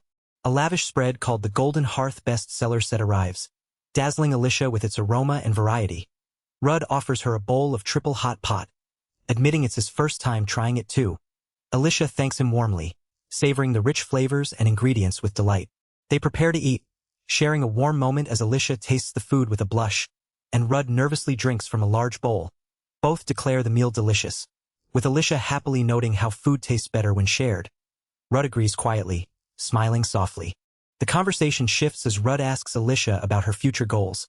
She hesitates, then firmly states her plan to rescue a comrade who was absorbed by the dungeon, clinking her mug with resolve. Alicia explains her determination to conquer the abyss monster, warning of the disaster if it escapes the dungeon. Rudd listens intently as she asks about his own goal. He struggles to answer, clearly affected by her conviction. Rudd finally admits his dream, to become an S-ranked adventurer who saves people. Alicia reacts with surprise and praise, assuring him she would never laugh at such a noble dream. He asks if she really won't laugh, and she warmly reassures him there's no way she would. Alicia looks at Rudd with a gentle smile and asks him directly if he will form a party with her. Rudd, surprised and confused, reacts with wide eyes and a questioning expression. barely able to believe the offer. Rudd admits he is happy for the invitation but wonders aloud if Alicia knows stronger people than him. She insists that trust matters more than strength, reminding him how he saved her life twice when she was a stranger. She explains that's why she wants to form a party with him, confident he will have her back. She hesitates but then nods, acknowledging Alicia's request. He reveals he has a secret and asks if she will still want to form a party after hearing it. Alicia beams with joy, encouraging him and promising they will become official companions from now on, leaving the decision in his hands. The next day, Rudd glances back as Alicia stumbles, clearly hungover and unsteady. She admits her condition worsened suddenly, and Rudd notes even elves can get hungover, showing concern as she struggles to stay upright. Alicia shudders, asking if recovery magic can help her hangover, but she knows it won't work and trying magic now would make her throw up. Rudd casts a spell, and she notices her nausea and headache have vanished. He explains he used sacrifice magic to nullify her hangover, just like a curse. She excitedly calls Rudd divine, grateful she's feeling better. While he smiles awkwardly, she realizes with him around, she can drink without getting sick. Rudd denies using sacrifice on her anymore. Feeling embarrassed, Alicia coughs, asking what his secret is and why he revealed it by a swamp near the noxious labyrinth. Rudd falls silent, then tells her to wait a moment. A finger dips into the water, rippling the surface. Rudd casts chain lightning, startling Alicia as the spell arcs across the swamp water. A fish bobs in the water, reacting to the magic. The fish twitches violently as Rudd reveals his secret. He eats monsters. He stands determined, facing Alicia and the swamp, ready to explain his unusual ability. Alicia asks if eating monsters doesn't give Rudd a stomachache, surprised by his calm answer. He notes her reaction is different than expected. She wonders if monster eating is linked to the skills he gains, and if it affects him. Rudd confirms he gains the skills of the monsters he eats, unaffected by the corruption's essence. She marvels at this ability and asks if he feels creeped out or guilty about it. Rudd explains he started eating monsters out of a life-or-death situation, making it a desperate breakthrough. He insists there's no shame in it and promises he won't reject her now that he knows who she really is. She smiles warmly and declares they should officially form a party together. Rudd agrees, extending his hand. She holds her staff firmly, ready to move forward. They shake hands with mutual respect and gratitude, affirming their new partnership. Rudd expresses his appreciation, and they share a confident, hopeful look as they prepare to face the future together. Rudd announces the meal is ready. Salt-broiled jelnief. Alicia nervously notes it looks perfectly normal and delicious, the outside nice and crispy.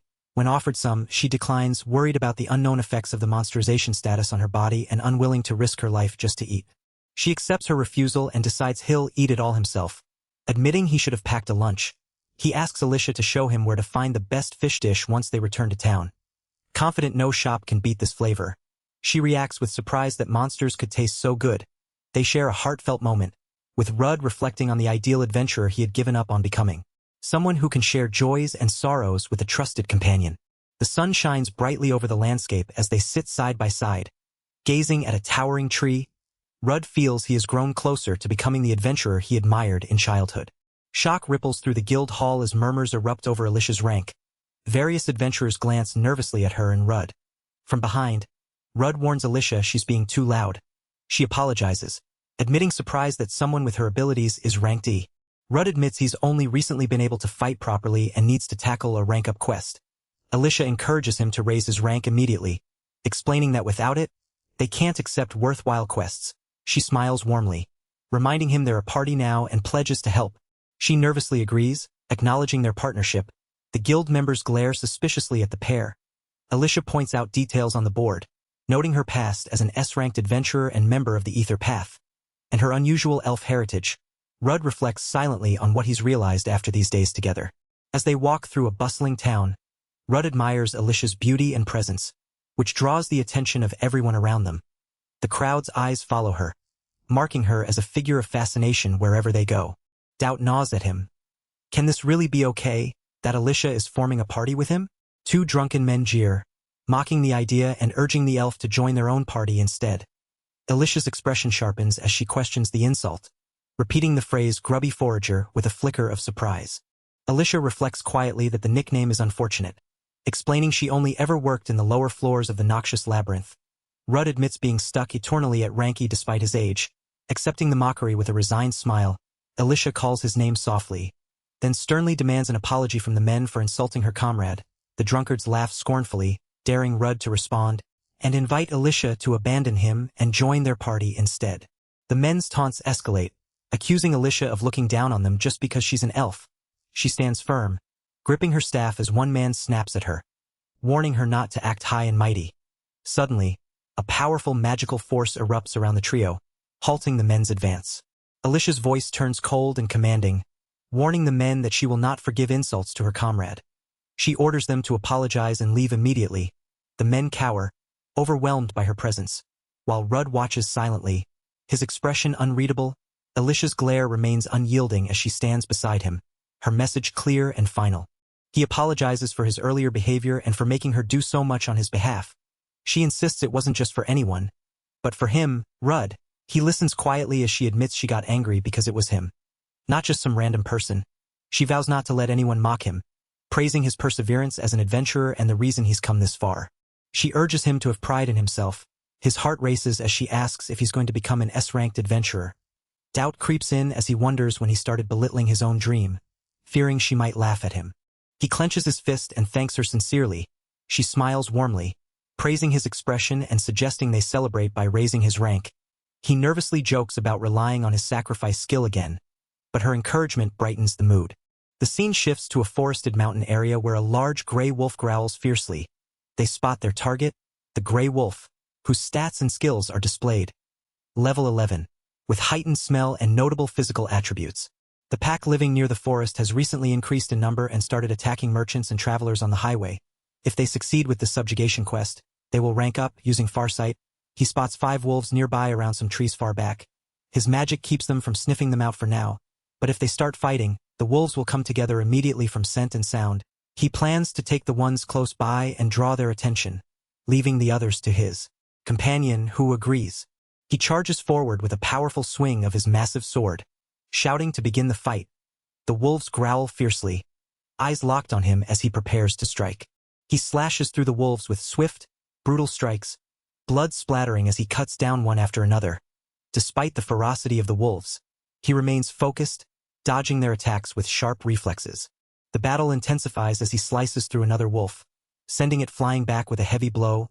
The wolves growl and snap, but he moves faster, cutting through them with precision and strength, determined to complete the quest and prove his worth.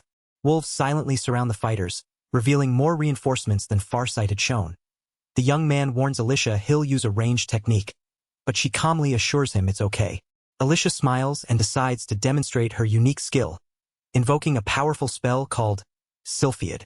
A glowing spirit emerges beside her, ready to assist. The spirit's wind magic sweeps fiercely through the wolves, scattering them violently. Alicia notes that even without the miasma's stat debuff, her power isn't what it once was. With the forest restored to order, Alicia explains her unique skill is spirit magic, borrowing power from natural spirits like Sylphiad, the spirit of wind. She confirms this when asked about the magic's nature, while the young man rests nearby. The young man asks if spirits are everywhere, and Alicia replies they are, depending on the region but mostly everywhere. He notices the spirit suddenly disappeared, and she gently scolds the wind spirit Sylphiad for playing in Rudd's hair. Rudd is shocked as the spirit mischievously adorns his hair with flowers, and Alicia laughs, explaining Sylphiad is fond of pranks. Several minutes later, the young man, still wearing the floral crown, nervously laughs as Alicia tells him Sylphiad has taken a liking to him and he should just do what he likes. He asks what kind of elemental magic she can use, and she explains it depends on her compatibility with the spirit, showing Sylphiad nodding in agreement. The one she has the best compatibility with is wind. Alicia continues, saying she is also good with water, ice, light, and earth, but not very compatible with fire and dark magic. She explains spirit magic uses mana differently than ordinary magic. While ordinary magic burns mana as fuel and is used directly, spirit magic uses mana as compensation for borrowing the spirit's power. She lists 2 large advantages of spirit magic. One is a large output of energy for a small amount of mana, and the other is the ability to trigger more ambiguous phenomena than with ordinary magic. The young man questions what ambiguous phenomena means, and she invites Sylphiad to demonstrate, who sneezes dramatically, showing the unpredictable nature of spirit magic. The young man notices small creatures flying around him and wonders what is happening as his body begins to float. Suddenly, he exclaims in surprise as they start flying through the air. Alicia explains that Sylphiad is using the power of wind to make their bodies float. They soar above the landscape as Alicia explains that flight magic is extremely high level and inefficient with mana, but by asking a spirit, Even this becomes possible. The young man marvels at spirit magic's power.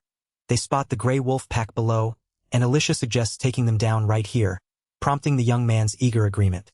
As they dive toward the wolves, Alicia commands Sylphia to act, but the young man panics, shouting for a moment to wait. Later, a woman at a guild desk acknowledges the completion of the gray wolf subjugation quest and awards 40 mana stones. Alicia happily congratulates the young man. Announcing he has reached D rank, he trembles in disbelief at how intense the experience was. The young man reflects on becoming a D rank adventurer and expresses his gladness. Alicia encourages him to keep taking quests at this pace. Excitedly pointing out a promising new quest, she suggests trying a quest 1 rank higher.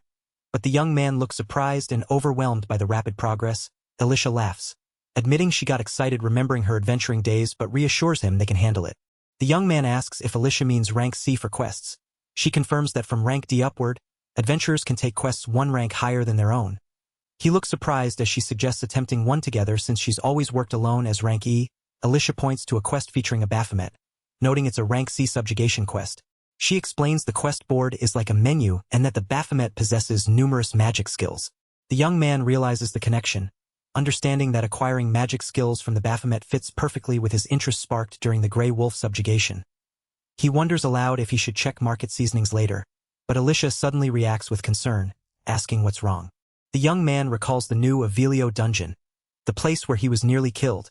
Sweat drips down his battered face as he remembers the harrowing experience, blinking as he steadies himself while standing near Alicia.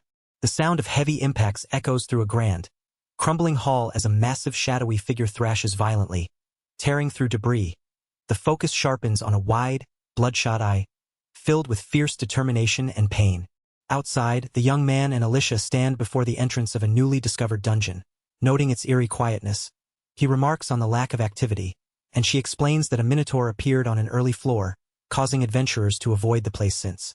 The young man recalls his harrowing encounter with the minotaur, admitting he thought he was going to die. Alicia expresses sympathy for any adventurer facing such a threat.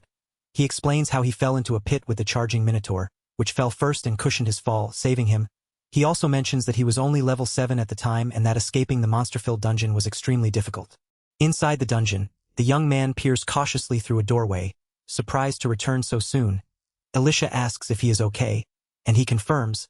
His attention is drawn to a giant axe resting nearby, which he recognizes as the minotaur's weapon. Alicia is shocked to see the giant axe all the way at the dungeon entrance. The young man explains he used it to escape, forcing himself to wield it by constantly activating the monster's skill despite its weight. He had dropped it near the entrance, not wanting others to know he ate monsters. Alicia falls silent, processing this. She recalls the axe seeming familiar, suspecting she might have seen him use it before. He recounts fleeing adventurer hunters and stumbling into a deep cave where he barely made out the giant axe in darkness. He thought it might have been a monster. He admits it would have been nice to have her with him then, hinting they've met before. Alicia confirms the axe was the weapon that kept him safe. He agrees and she asks if he'll take it now that they have magic bags, saying it should fit into hers. He agrees it could help them later. They walk through the dungeon's ruined hall, noting this was where the hole to hell had been. She examines the dungeon walls, noting no magic devices or traps.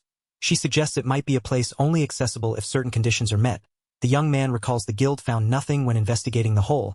She mentions such places exist in dungeons and shares she had a similar, awful experience long ago, as an image of a dragon-like monster appears. Alicia suggests finishing their investigation because the place feels a little scary. The young man grumbles he's sick of the place, recalling catching only giant centipedes for 4 days straight. They arrive at the 15th floor of the new Yahello dungeon. Noticing the area is much wider and the floor's overall size might be increasing, he asks if he should light a torch, but Alicia conjures glowing light spirits instead, explaining they are light spirits. She explains these spirits aren't humanoid like Sylphiad but come in many forms, some shaped like animals or vague lights. Alicia urges Rudd to get a light too, but he declines, saying he uses dark vision. She then asks how many skills he has and requests to see his guild card. He hands it over, saying he's fine as long as it's her. Alicia reveals a flood of skills listed on the card, many unfamiliar to Rudd himself. He admits he doesn't know how to handle many of them. She points out there are perception-type skills and asks if he can use them to find a Baphomet. Rudd decides to try echolocation first, explaining he senses sound waves and can gather information from how they move and reverberate. He senses something ahead, but something is blocking him from sensing details. Alicia looks on as he asks if it's a Baphomet and urges to move forward. Alicia grimaces at a foul stench while Rudd admits he can no longer sense anything. He hears a snapping noise and wonders what it is. Alicia warns that Baphomet can wield many types of magic and conceal itself with incomprehensible spells. They stand before a massive, shadowy figure with glowing teeth and bones shrouded in mist. Rudd raises his weapon as Alicia watches tensely. The enormous Baphomet looms before them, its twisted horns and fierce eyes glaring. The skeletal remains scattered around hint at its deadly power.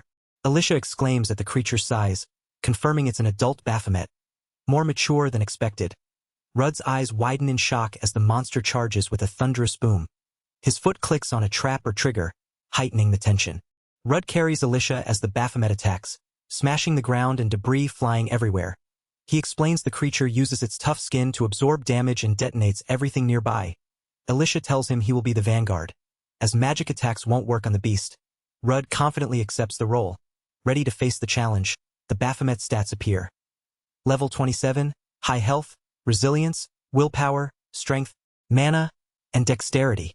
Rudd confirms the Baphomet has magic skills, just as Alicia predicted, listing its abilities. Wisdom of Cinders, Wisdom of Earth, Enhanced Willpower, Steel Claws, and increased mana recoveries. Alicia urges Rudd to take it down for his sake. They charge forward together, ready to fight. The Baphomet lunges fiercely, its massive claw slashing toward Rudd. He steels himself, gripping his sword tightly as the monster attacks. The clash of steel against claw echoes as Rudd braces for impact. Rudd leaps back, narrowly avoiding the Baphomet's strike. He notes the creature's sturdy skin and high magic resistance. His eyes widen, focusing on the steel claws that can repel a long sword, wondering if that's the steel claw's skill. The Baphomet relentlessly bombards them with magic, leaving no chance for Rudd to use his skills. He realizes this is a C-ranked monster, on a level beyond the others he's faced. As debris flies from the latest blast, he prepares for the next move. Rudd charges fiercely through a barrage of magical circles, gripping his sword tightly as Alicia hovers beside him. Determined to handle all the magic and back him up, his eyes widen in shock and resolve. Alicia smiles confidently and dashes forward, her magic circles flying ahead as Rudd shouts his thanks and urges her on. Charging straight at the Baphomet, the ground trembles beneath their assault. Explosions erupt wildly around the Baphomet as Rudd presses the attack, dodging and weaving through the chaos while Alicia's magic circles bombard the monster relentlessly. The demon snarls, struggling to withstand the onslaught. The Baphomet roars in pain and fury, clutching its side as a powerful strike lands. The ground cracks beneath its feet, and Rudd prepares to unleash a skill, ready to press the advantage against the wounded beast. Rudd activates Conceal Presence and lunges at the Baphomet, driving his sword deep into its face. The monster roars in pain as he slices through, but the claws remain untouched. Shock flashes across Rudd's face as the beast thrashes wildly. Breathing heavily, Rudd decides to cut everything except the claws. He notices the monster is still alive, prompting him to summon a glowing magical circle above it. Lightning crackles down, striking the wounded demon. Alicia praises Rudd, explaining that magic can now enter through the wound. Flames flicker as the monster wobbles, its vitality astonishing but clearly fading. The two watch as the beast collapses. Rudd thanks Alicia for saving him, and she teases that the fight was a piece of cake. Later, they prepare a meal from the monster's remains. Alicia explains they must deliver the mana stone, wings, and claws, but can do as they please with the rest. Rudd sips the bitter soup made from mugwort and ginger, noting the gamey taste of goat must be carefully masked.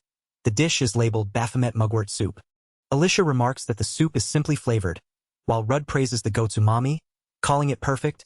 Rudd apologizes for being the only one eating, but Alicia happily offers some fruit she brought. They cheerfully invite each other to eat together. Rudd asks if the soup is good, admitting it stinks a little, like animal stink or milk. Alicia questions the smell, wondering if it's really that smelly. Rudd explains the smell might be an acquired taste, but it acts like an accent that improves the flavor. He notes the fat has a proper sweetness that melts into the soup. The meat has a simple red meat flavor that pairs well with mugwort and ginger. Alicia giggles, commenting on how much Rudd seems to enjoy it. He insists it's really good and encourages her to try it, which makes her want to try even more. She suddenly announces he acquired a magic skill, catching Alicia's attention. He eagerly suggests they hurry and try it out. Excited, they prepare to test the skill as Rudd raises his hand, shouting the incantation, Wisdom of Cinders. Alicia watches curiously as he focuses. The chant Wisdom of Cinders echoes repeatedly, but the skill doesn't activate. Alicia asks why Rudd tucked his chin in for the last attempt, making him flustered and tell her to shut up. Rudd then suggests using insight on the skill, which Alicia agrees is a good idea. He examines the skill card, explaining that those who possess Wisdom of Cinders instinctively understand how to wield fire magic. However, he admits he doesn't understand it instinctively yet as the campfire crackles. Nearby, Alicia suddenly claims she knows why Rudd can't use the skill. He asks what it is, but she hesitates, admitting she can't say it outright. She suggests he fundamentally doesn't understand magic, which stings him as he admits he was never good at it. She reminds him of the lightning-like skill he used at the lake before the labyrinth, and he agrees. She theorizes that using magic with monster skills might not require mana but some other power, like the essence of corruption found inside monsters. Rudd wonders how one even uses that. Since he has no corruption himself, Alicia points out that since he's eaten monsters, it wouldn't be strange if he had some essence of corruption inside his body. She suggests he might have been using that power subconsciously all along. Rudd tries to picture it and envisions a massive torrent of power swirling inside him. The memory of the first time he ate a monster surfaces, recalling that strange sensation. Determined, Rudd focuses and deliberately draws out the power, shouting the incantation, "Wisdom of Cinders." An explosion erupts as he channels the skill, surprising both him and Alicia. The shattered remains of the magic explosion settle as a voice acknowledges the success. "You did it, magic?" Rudd, beaming with excitement, thanks Alicia for her help, thrilled to finally use attack magic. He admits he's always wanted this, glowing with pride. Alicia smiles warmly, congratulating him. But Rudd awkwardly apologizes after accidentally grabbing her hand. Alicia asks how it felt to use corruption, and Rudd replies he feels fine, much better than with mana. She notes his body must be used to corruption. They wonder if corruption recovers over time like mana, and Alicia suggests Rudd can recover by eating. As they walk, he contemplates applying corruption to strengthen his body or weapons. Since strengthening magic is just mana manipulation, it might be possible. She asks if Rudd can handle another Baphomet, but he confidently says he'll handle it solo this time. He wants to test the power of corruption. Imagining it coiling around his body, Alicia warns it's still unfamiliar and to be careful, and Rudd readies his sword with determination. Rudd channels the corruption power, flames erupting around him as he commands it to flow to his legs. With a burst of energy, he propels himself into the air in a single, powerful move, preparing to confront the Baphomet. Rudd faces a massive Baphomet, its towering form looming over him as he steadies his sword, startled by the sheer size and presence of the beast. With a fierce strike, Rudd slashes at the Baphomet, the impact sending a powerful shockwave that rips through the air and cracks the ground beneath them. Suddenly, Rudd stumbles and spins, sweat pouring down his face as he gasps that his body couldn't keep up with his speed. Alicia urgently asks if he's okay and if he can nullify the condition caused by overexertion. Rudd falls to the ground, his sword shattered beneath the monster's essence. While Alicia hovers nearby, concerned, the shattered sword lies in pieces, and Rudd struggles to recover from the strain of pushing his body too far. Alicia calls out in shock as Rudd collapses with a heavy thud, the sound echoing through the ruined hall. A voice addresses a dear companion, suggesting they've done enough for the day and should return to town. Around a campfire, a group reflects on the day's events, marveling at the discovery of a secret room on the 7th floor of the noxious labyrinth under the full moon's glow. The group examines a strange sword, noting its deadly appearance and magical aura. One worries it might be cursed, but another dismisses the idea, reasoning that if it were, they all would have been cursed upon touching it. They lament that without Rudd around, they can't profit from Blightweed and decide to sell the sword for profit. A man named Lond is questioned about his silence and is told rumors about him spending time with a beautiful elf girl. He admits feeling sluggish and heads to bed. While others plot to join in on the action, a tense moment arises as someone grits their teeth, contemplating the possibility of Rudd dying tomorrow and the plan to split the cash if that happens. The scene darkens as a shadowed figure's eyes widen with a fierce, unsettling intensity, surrounded by repeated ominous whispers of kill that fill the air, signaling a deadly resolve or threat looming in the night. He screams in agony, clutching his head as a maddening voice invades his mind. Desperate, he blames the cursed sword and vows to have it discarded immediately. The relentless voice commands him to kill, driving him to the brink of insanity as he pleads to be left alone. A dark figure stands amidst flames, holding the ominous sword with glowing eyes, seemingly unfazed by the destruction around. The figure utters a confused question mark while looming over fallen bodies, the sword still in hand.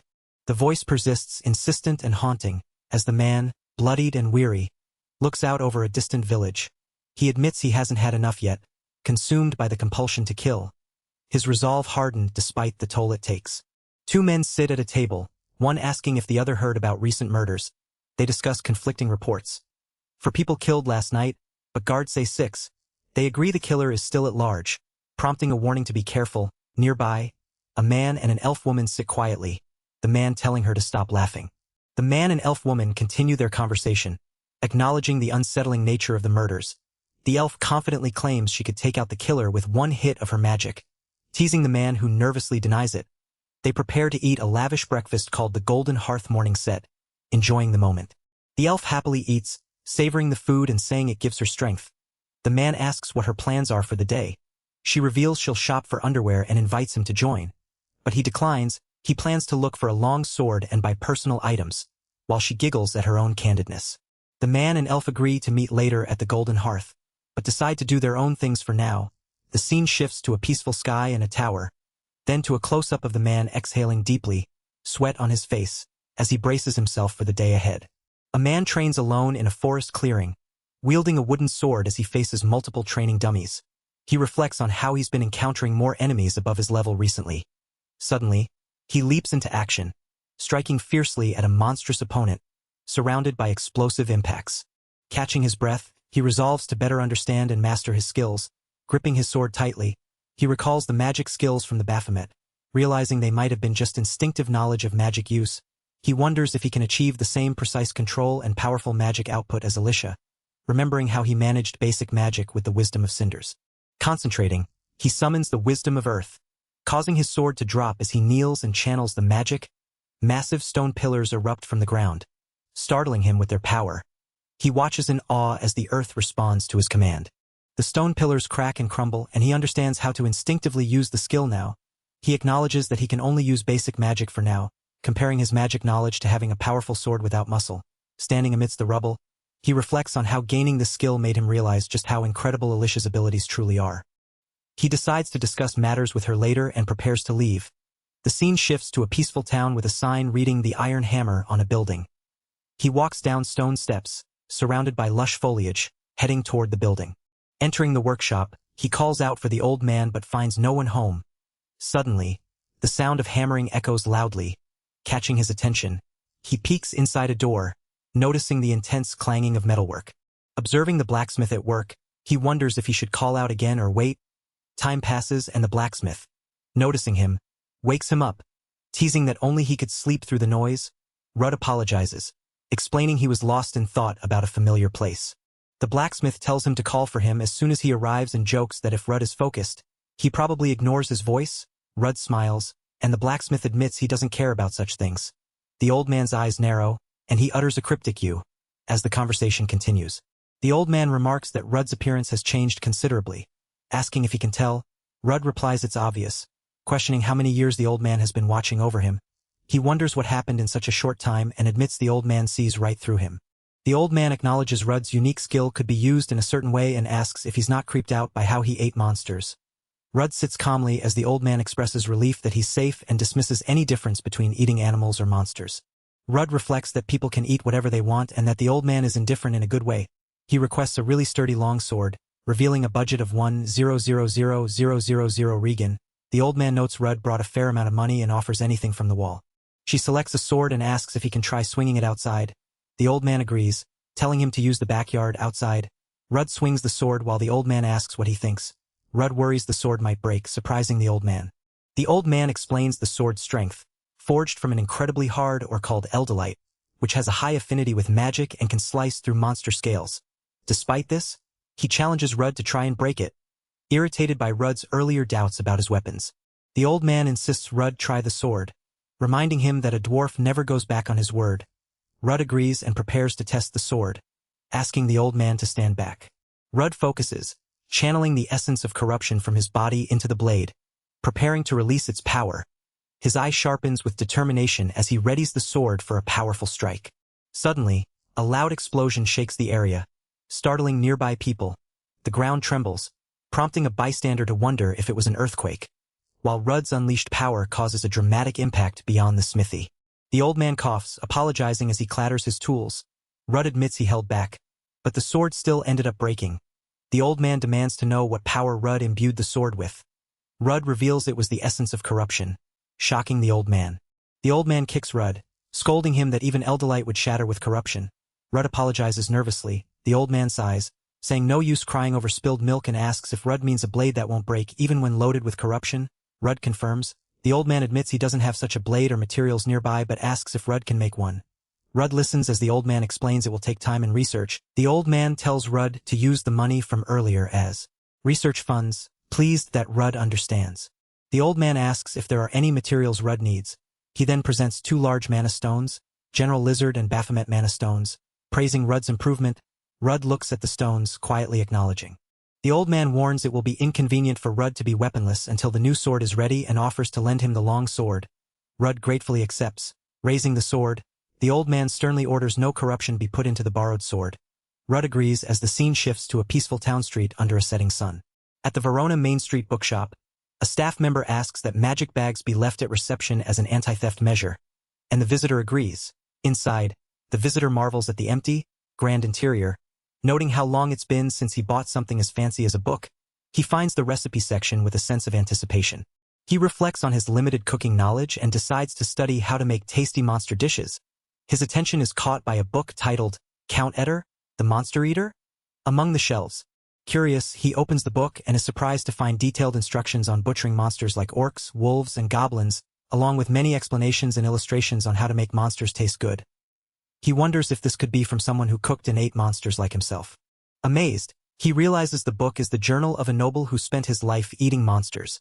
A warning appears, advising not to imitate the noble's actions to avoid ending up like him, which startles the visitor. The visitor is startled as the figure he was reading about suddenly disappears, leaving him wondering who that person was. He flips through the pages with growing unease. The journal reveals a grim account.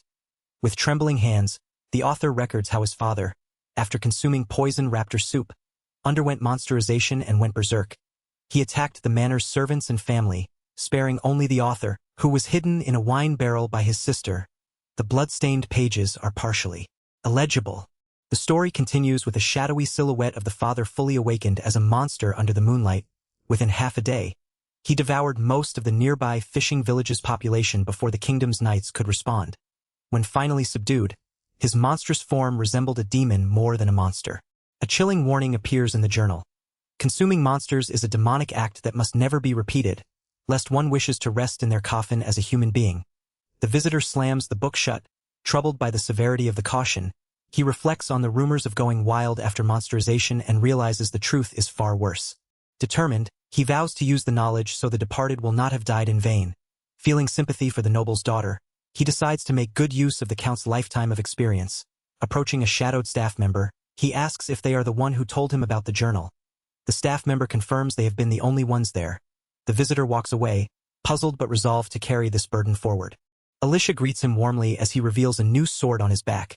Explaining it's a temporary loaner, he mentions an old dwarf friend who will craft a new blade that can withstand corruption, something rare and valuable. He admits the dwarf is indifferent to his personal troubles but has stayed loyal through the years. Alicia asks if he told the dwarf about his situation. She cheerfully reports her shopping went well, having gathered all her needed goods and learned the town's geography. As night falls, they discuss dinner plans, deciding to visit a restaurant famous for its roasted goat dish, with Alicia excitedly suggesting drinks too. After dinner, they stroll through the town, Alicia expressing satisfaction while noting how late it has become. He questions if the meal was really for him, recalling her different attitude when he ate monsters. She denies forcing herself and insists she enjoys sharing meals with him, though he senses something missing compared to monster dishes. Under the moonlit sky, she reassures him normal food tastes just as good to her, and he admits he's not forcing himself but genuinely enjoys their time together. They share a light-hearted moment before a sudden, loud scream cuts through the night, startling them both as they prepare for what's next. A young woman gasps for breath, crouched on the ground, clearly distressed. The man and elf woman nearby recognize her immediately. She's Isla from the Golden Hearth. He dashes toward her, urgently asking if she's okay and what happened. Isla, tears streaming, cries out for help, calling his name. Isla explains she was closing her shop when a bloodied figure wielding a sword chased her. The ominous sword scrapes the ground as the man approaches. Isla spots the pursuer and trembles, pointing him out. The man and elf tense, preparing for confrontation. The man and elf stand at a distance, watching the approaching figure alone in the empty street. The figure's face is smeared with dirt or blood, lips mumbling unintelligibly. The tension thickens as they silently observe, waiting for him to come closer. The elf asks the man if he knows the approaching figure. He admits he recognizes the face but not the name. She reveals the man is one of the adventurers who previously stole blight weed from her. They both focus on the cursed sword he carries, its dark aura swirling ominously around the blade. Lan's stats appear. Level 22 human with a berserk status, wielding a cursed sword that boosts his strength and dexterity as if he were 20 levels higher. The group realizes they must kill him to survive. Rudd prepares to face Lan, deciding to use a sacrificial spell if possible. Alicia casts a protective barrier around the nearby buildings to keep civilians safe. Urging Isla to flee quickly, Isla thanks them, trembling but determined to escape. Lan charges fiercely, shouting to kill, but Rudd blocks the attack with his sword, refusing to back down. The clash of their weapons rings out as the battle erupts. Rudd calls out to Alicia's summoned wind spirit, Sylphiad, who unleashes a powerful swirling attack to restrain Lan. The wind spirit's magic whirls around the battlefield, turning the tide as Rudd fights with renewed strength. Isla commands a wind prison to hold Lan in place, instructing Rudd to try the sacrificial spell. Rudd acknowledges and the wind magic swirls violently, trapping Lan as the battle intensifies. The wind prison explodes with a massive blast, catching both Lan and the surroundings in a fierce eruption. Rudd and Isla watch in shock as the explosion unfolds before them. Both Rudd and Isla stare in disbelief, realizing the spirit magic has been destroyed. Across the battlefield, Lan stands unharmed, his cursed sword still in hand, the wind magic dissipated. The pounding heartbeat sound echoes ominously as the group watches Lan calmly. While Rudd demands to know what on earth is happening, tension rising as the situation spirals beyond their control. Lan's heartbeat pounds heavily as he grips his cursed sword, his worn boots shifting on the stone floor. The ominous pulse intensifies, focusing on the eerie, detailed eye of the sword, signaling a surge of dark power. The young man freezes, sweat dripping down his face, eyes wide with shock as the sword's power surges. The ground trembles beneath him as the force of the cursed blade lashes out, sending a shockwave rippling across the courtyard. The barrier protecting the area cracks despite no direct attack, catching Isla's attention as she watches the battle unfold. Lan charges fiercely at his opponent, smashing through the ground with explosive force, while the wind spirit and Isla brace behind the weakening shield. The two warriors clash, their swords grinding against each other with brutal intensity. The young man realizes his opponent's power and speed have drastically increased, forcing him to immediately harden his arm and boost his strength to avoid being torn apart. His wide-eyed shock reveals the sudden and dangerous shift in the fight's balance. The young man's stats surge dramatically, his health, resilience, willpower, strength, mana, and dexterity all spiking sharply. Shocked, he realizes the enemy's power has skyrocketed. He counters with a swift sword strike, shouting insight, as their blades clash with a sharp clang. The cursed sword's power disrupts the insight skill, making it impossible to even see the enemy's name. The young man notes the enemy destroyed Alicia's spirit magic and remains unharmed. While his stats keep climbing relentlessly, he grimaces, admitting this foe is a serious nuisance. Isla, the wind spirit, and the young man stand facing the enemy in the ruined town square as night falls. The young man asks what their next move should be, while the enemy's eerie, glowing eye on the cursed sword gleams ominously, a sinister smile spreading across his face. A quiet room holds a tense moment as a young girl calls out softly, urging her sister to wake up. The sister stirs, rubbing her eyes groggily. Outside, a girl standing by a window explains she heard a strange noise, but when they look out, nothing appears to be there. The sister reassures her it must have been a bad dream, smiling gently as the window shutters move in the night breeze. Outside, the ruined town square glows under the stars, magical barriers flickering above the cracked ground. She insists there is nothing to fear. Isla studies the damaged magical barrier, noting its camouflage is fading, and it looks like it will collapse soon. She worries about the extent of the damage, suspecting the cursed sword wielded by their enemy is the cause. The young man stands silently amid the rubble, confirming the barrier is about to break despite no direct attack. She commands Rudd to use insight on their foe. He focuses intensely, activating the skill. She explains the enemy destroyed the spirit magic and remains unharmed, and that the shockwaves alone cracked the barrier. The two prepare for the next move as the battle rages on. Isla declares they should be able to understand the sword's ability with the magic circle she activates. The ground cracks violently beneath a lone figure standing amidst the ruins. The young man raises the cursed sword high, its dark, jagged blade glowing ominously as a grim smile spreads across his battered face. The sword suddenly pulls an energy, swirling dark tendrils around it. The young man confirms in shock that the sword absorbed the energy, while Isla, gripping her staff, realizes the sword's ability is mana absorption. She knew it all along. The group watches as the young man's stats likely increase from the absorbed magic. The man with the sword smirks, explaining he only used weak magic to avoid revealing his power. The woman beside the young man notes the prison spell and barrier contained a large amount of mana, which the sword absorbed to boost his stats. Suddenly, the young man unleashes a massive swirling vortex of energy, tearing through the ruins with destructive force. The others watch in alarm as the whirlwind grows, threatening to overwhelm them all. A massive swirling vortex of wind tears through the ruins, forcing the young man and Isla to brace themselves. Isla identifies it as Sylphiad's wind, realizing he can use the magic he absorbs as his own. The young man reacts with alarm, sweat dripping down his face. The destructive wind threatens the building structure, prompting urgent warnings to Sylphiad to act quickly.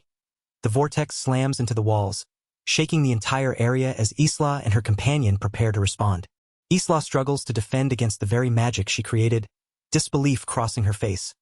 The young man shouts her name in concern as she confronts the attacker wielding the cursed sword. The sword strikes, splattering debris and blood across the floor. She delivers a powerful counterattack, striking the young man hard in the face and sending him flying backward. He crashes to the ground, stunned and bleeding, while Isla lands gracefully, her expression serious and determined. The young man stares up in shock, unable to comprehend the sudden blow. Isla strikes fiercely, sending the attacker flying backward with a powerful blow. She leaps forward, determined, as a glowing magical orb forms in her hand, ready to unleash another attack. The attacker crashes hard, but Isla raises her hand, creating a protective barrier that halts his advance. He slides across the ground, bloodied and gasping in pain. Alicia assesses the situation calmly, noting that magic affects the attacker only when the cursed sword's power is inactive. She praises the close-range fighting skills displayed, impressed by the performance expected of an S-ranked adventurer. The attacker struggles to stand, clenching his fists despite the pain. The attacker grins fiercely, blood and dirt smeared across his face, as he ignites the cursed sword with a dark, ominous energy. He stands tall, ready to continue the fight with renewed resolve. The enemy has healed his wounds by absorbing magic, making him perfect for mage killing. The group realizes they can't predict his moves. The young man plans to charge in quickly to use a sacrificial attack, but worries about the narrow street and the enemy's wind magic. He suddenly has an idea. He tells Alicia to prepare a shield just in case, then dashes forward with determination, swinging his cursed sword as a swirling wind magic vortex forms ahead.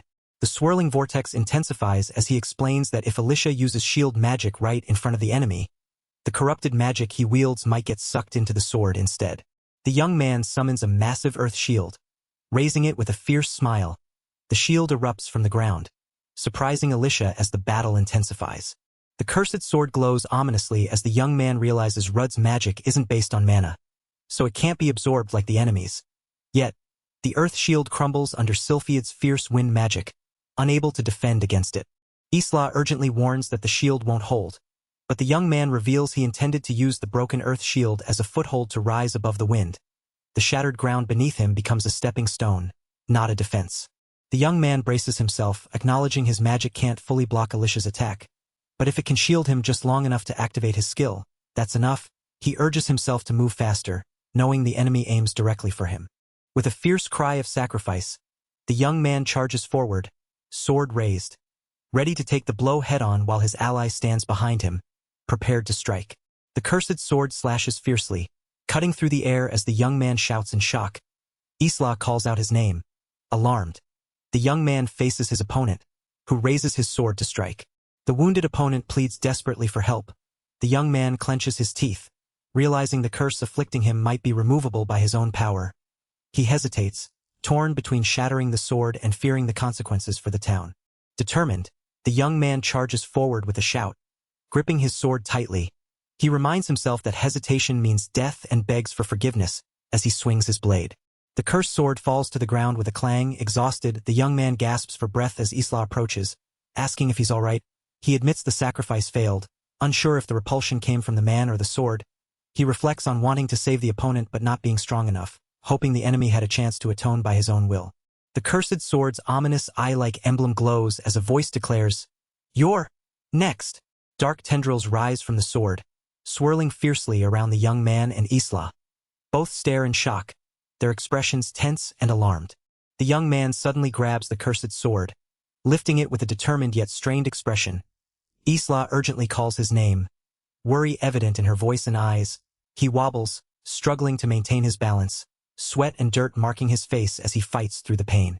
A massive, ghostly skull looms behind the young man, its mouth wide open as countless kill commands rain down like a deadly storm. The young man grits his teeth, steeling himself against the overwhelming pressure. His face hardens with fierce resolve, eyes blazing as he shouts a sharp command. "Shut up!"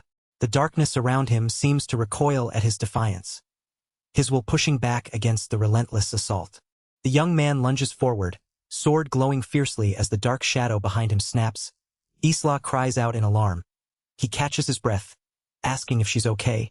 She nods, and he reveals he nullified the curse with his unique skill, holding the now harmless sword. Isla exhales in relief, commenting on how curses really cause trouble. The young man notices the sword has shrunk dramatically and wonders if it was always that small.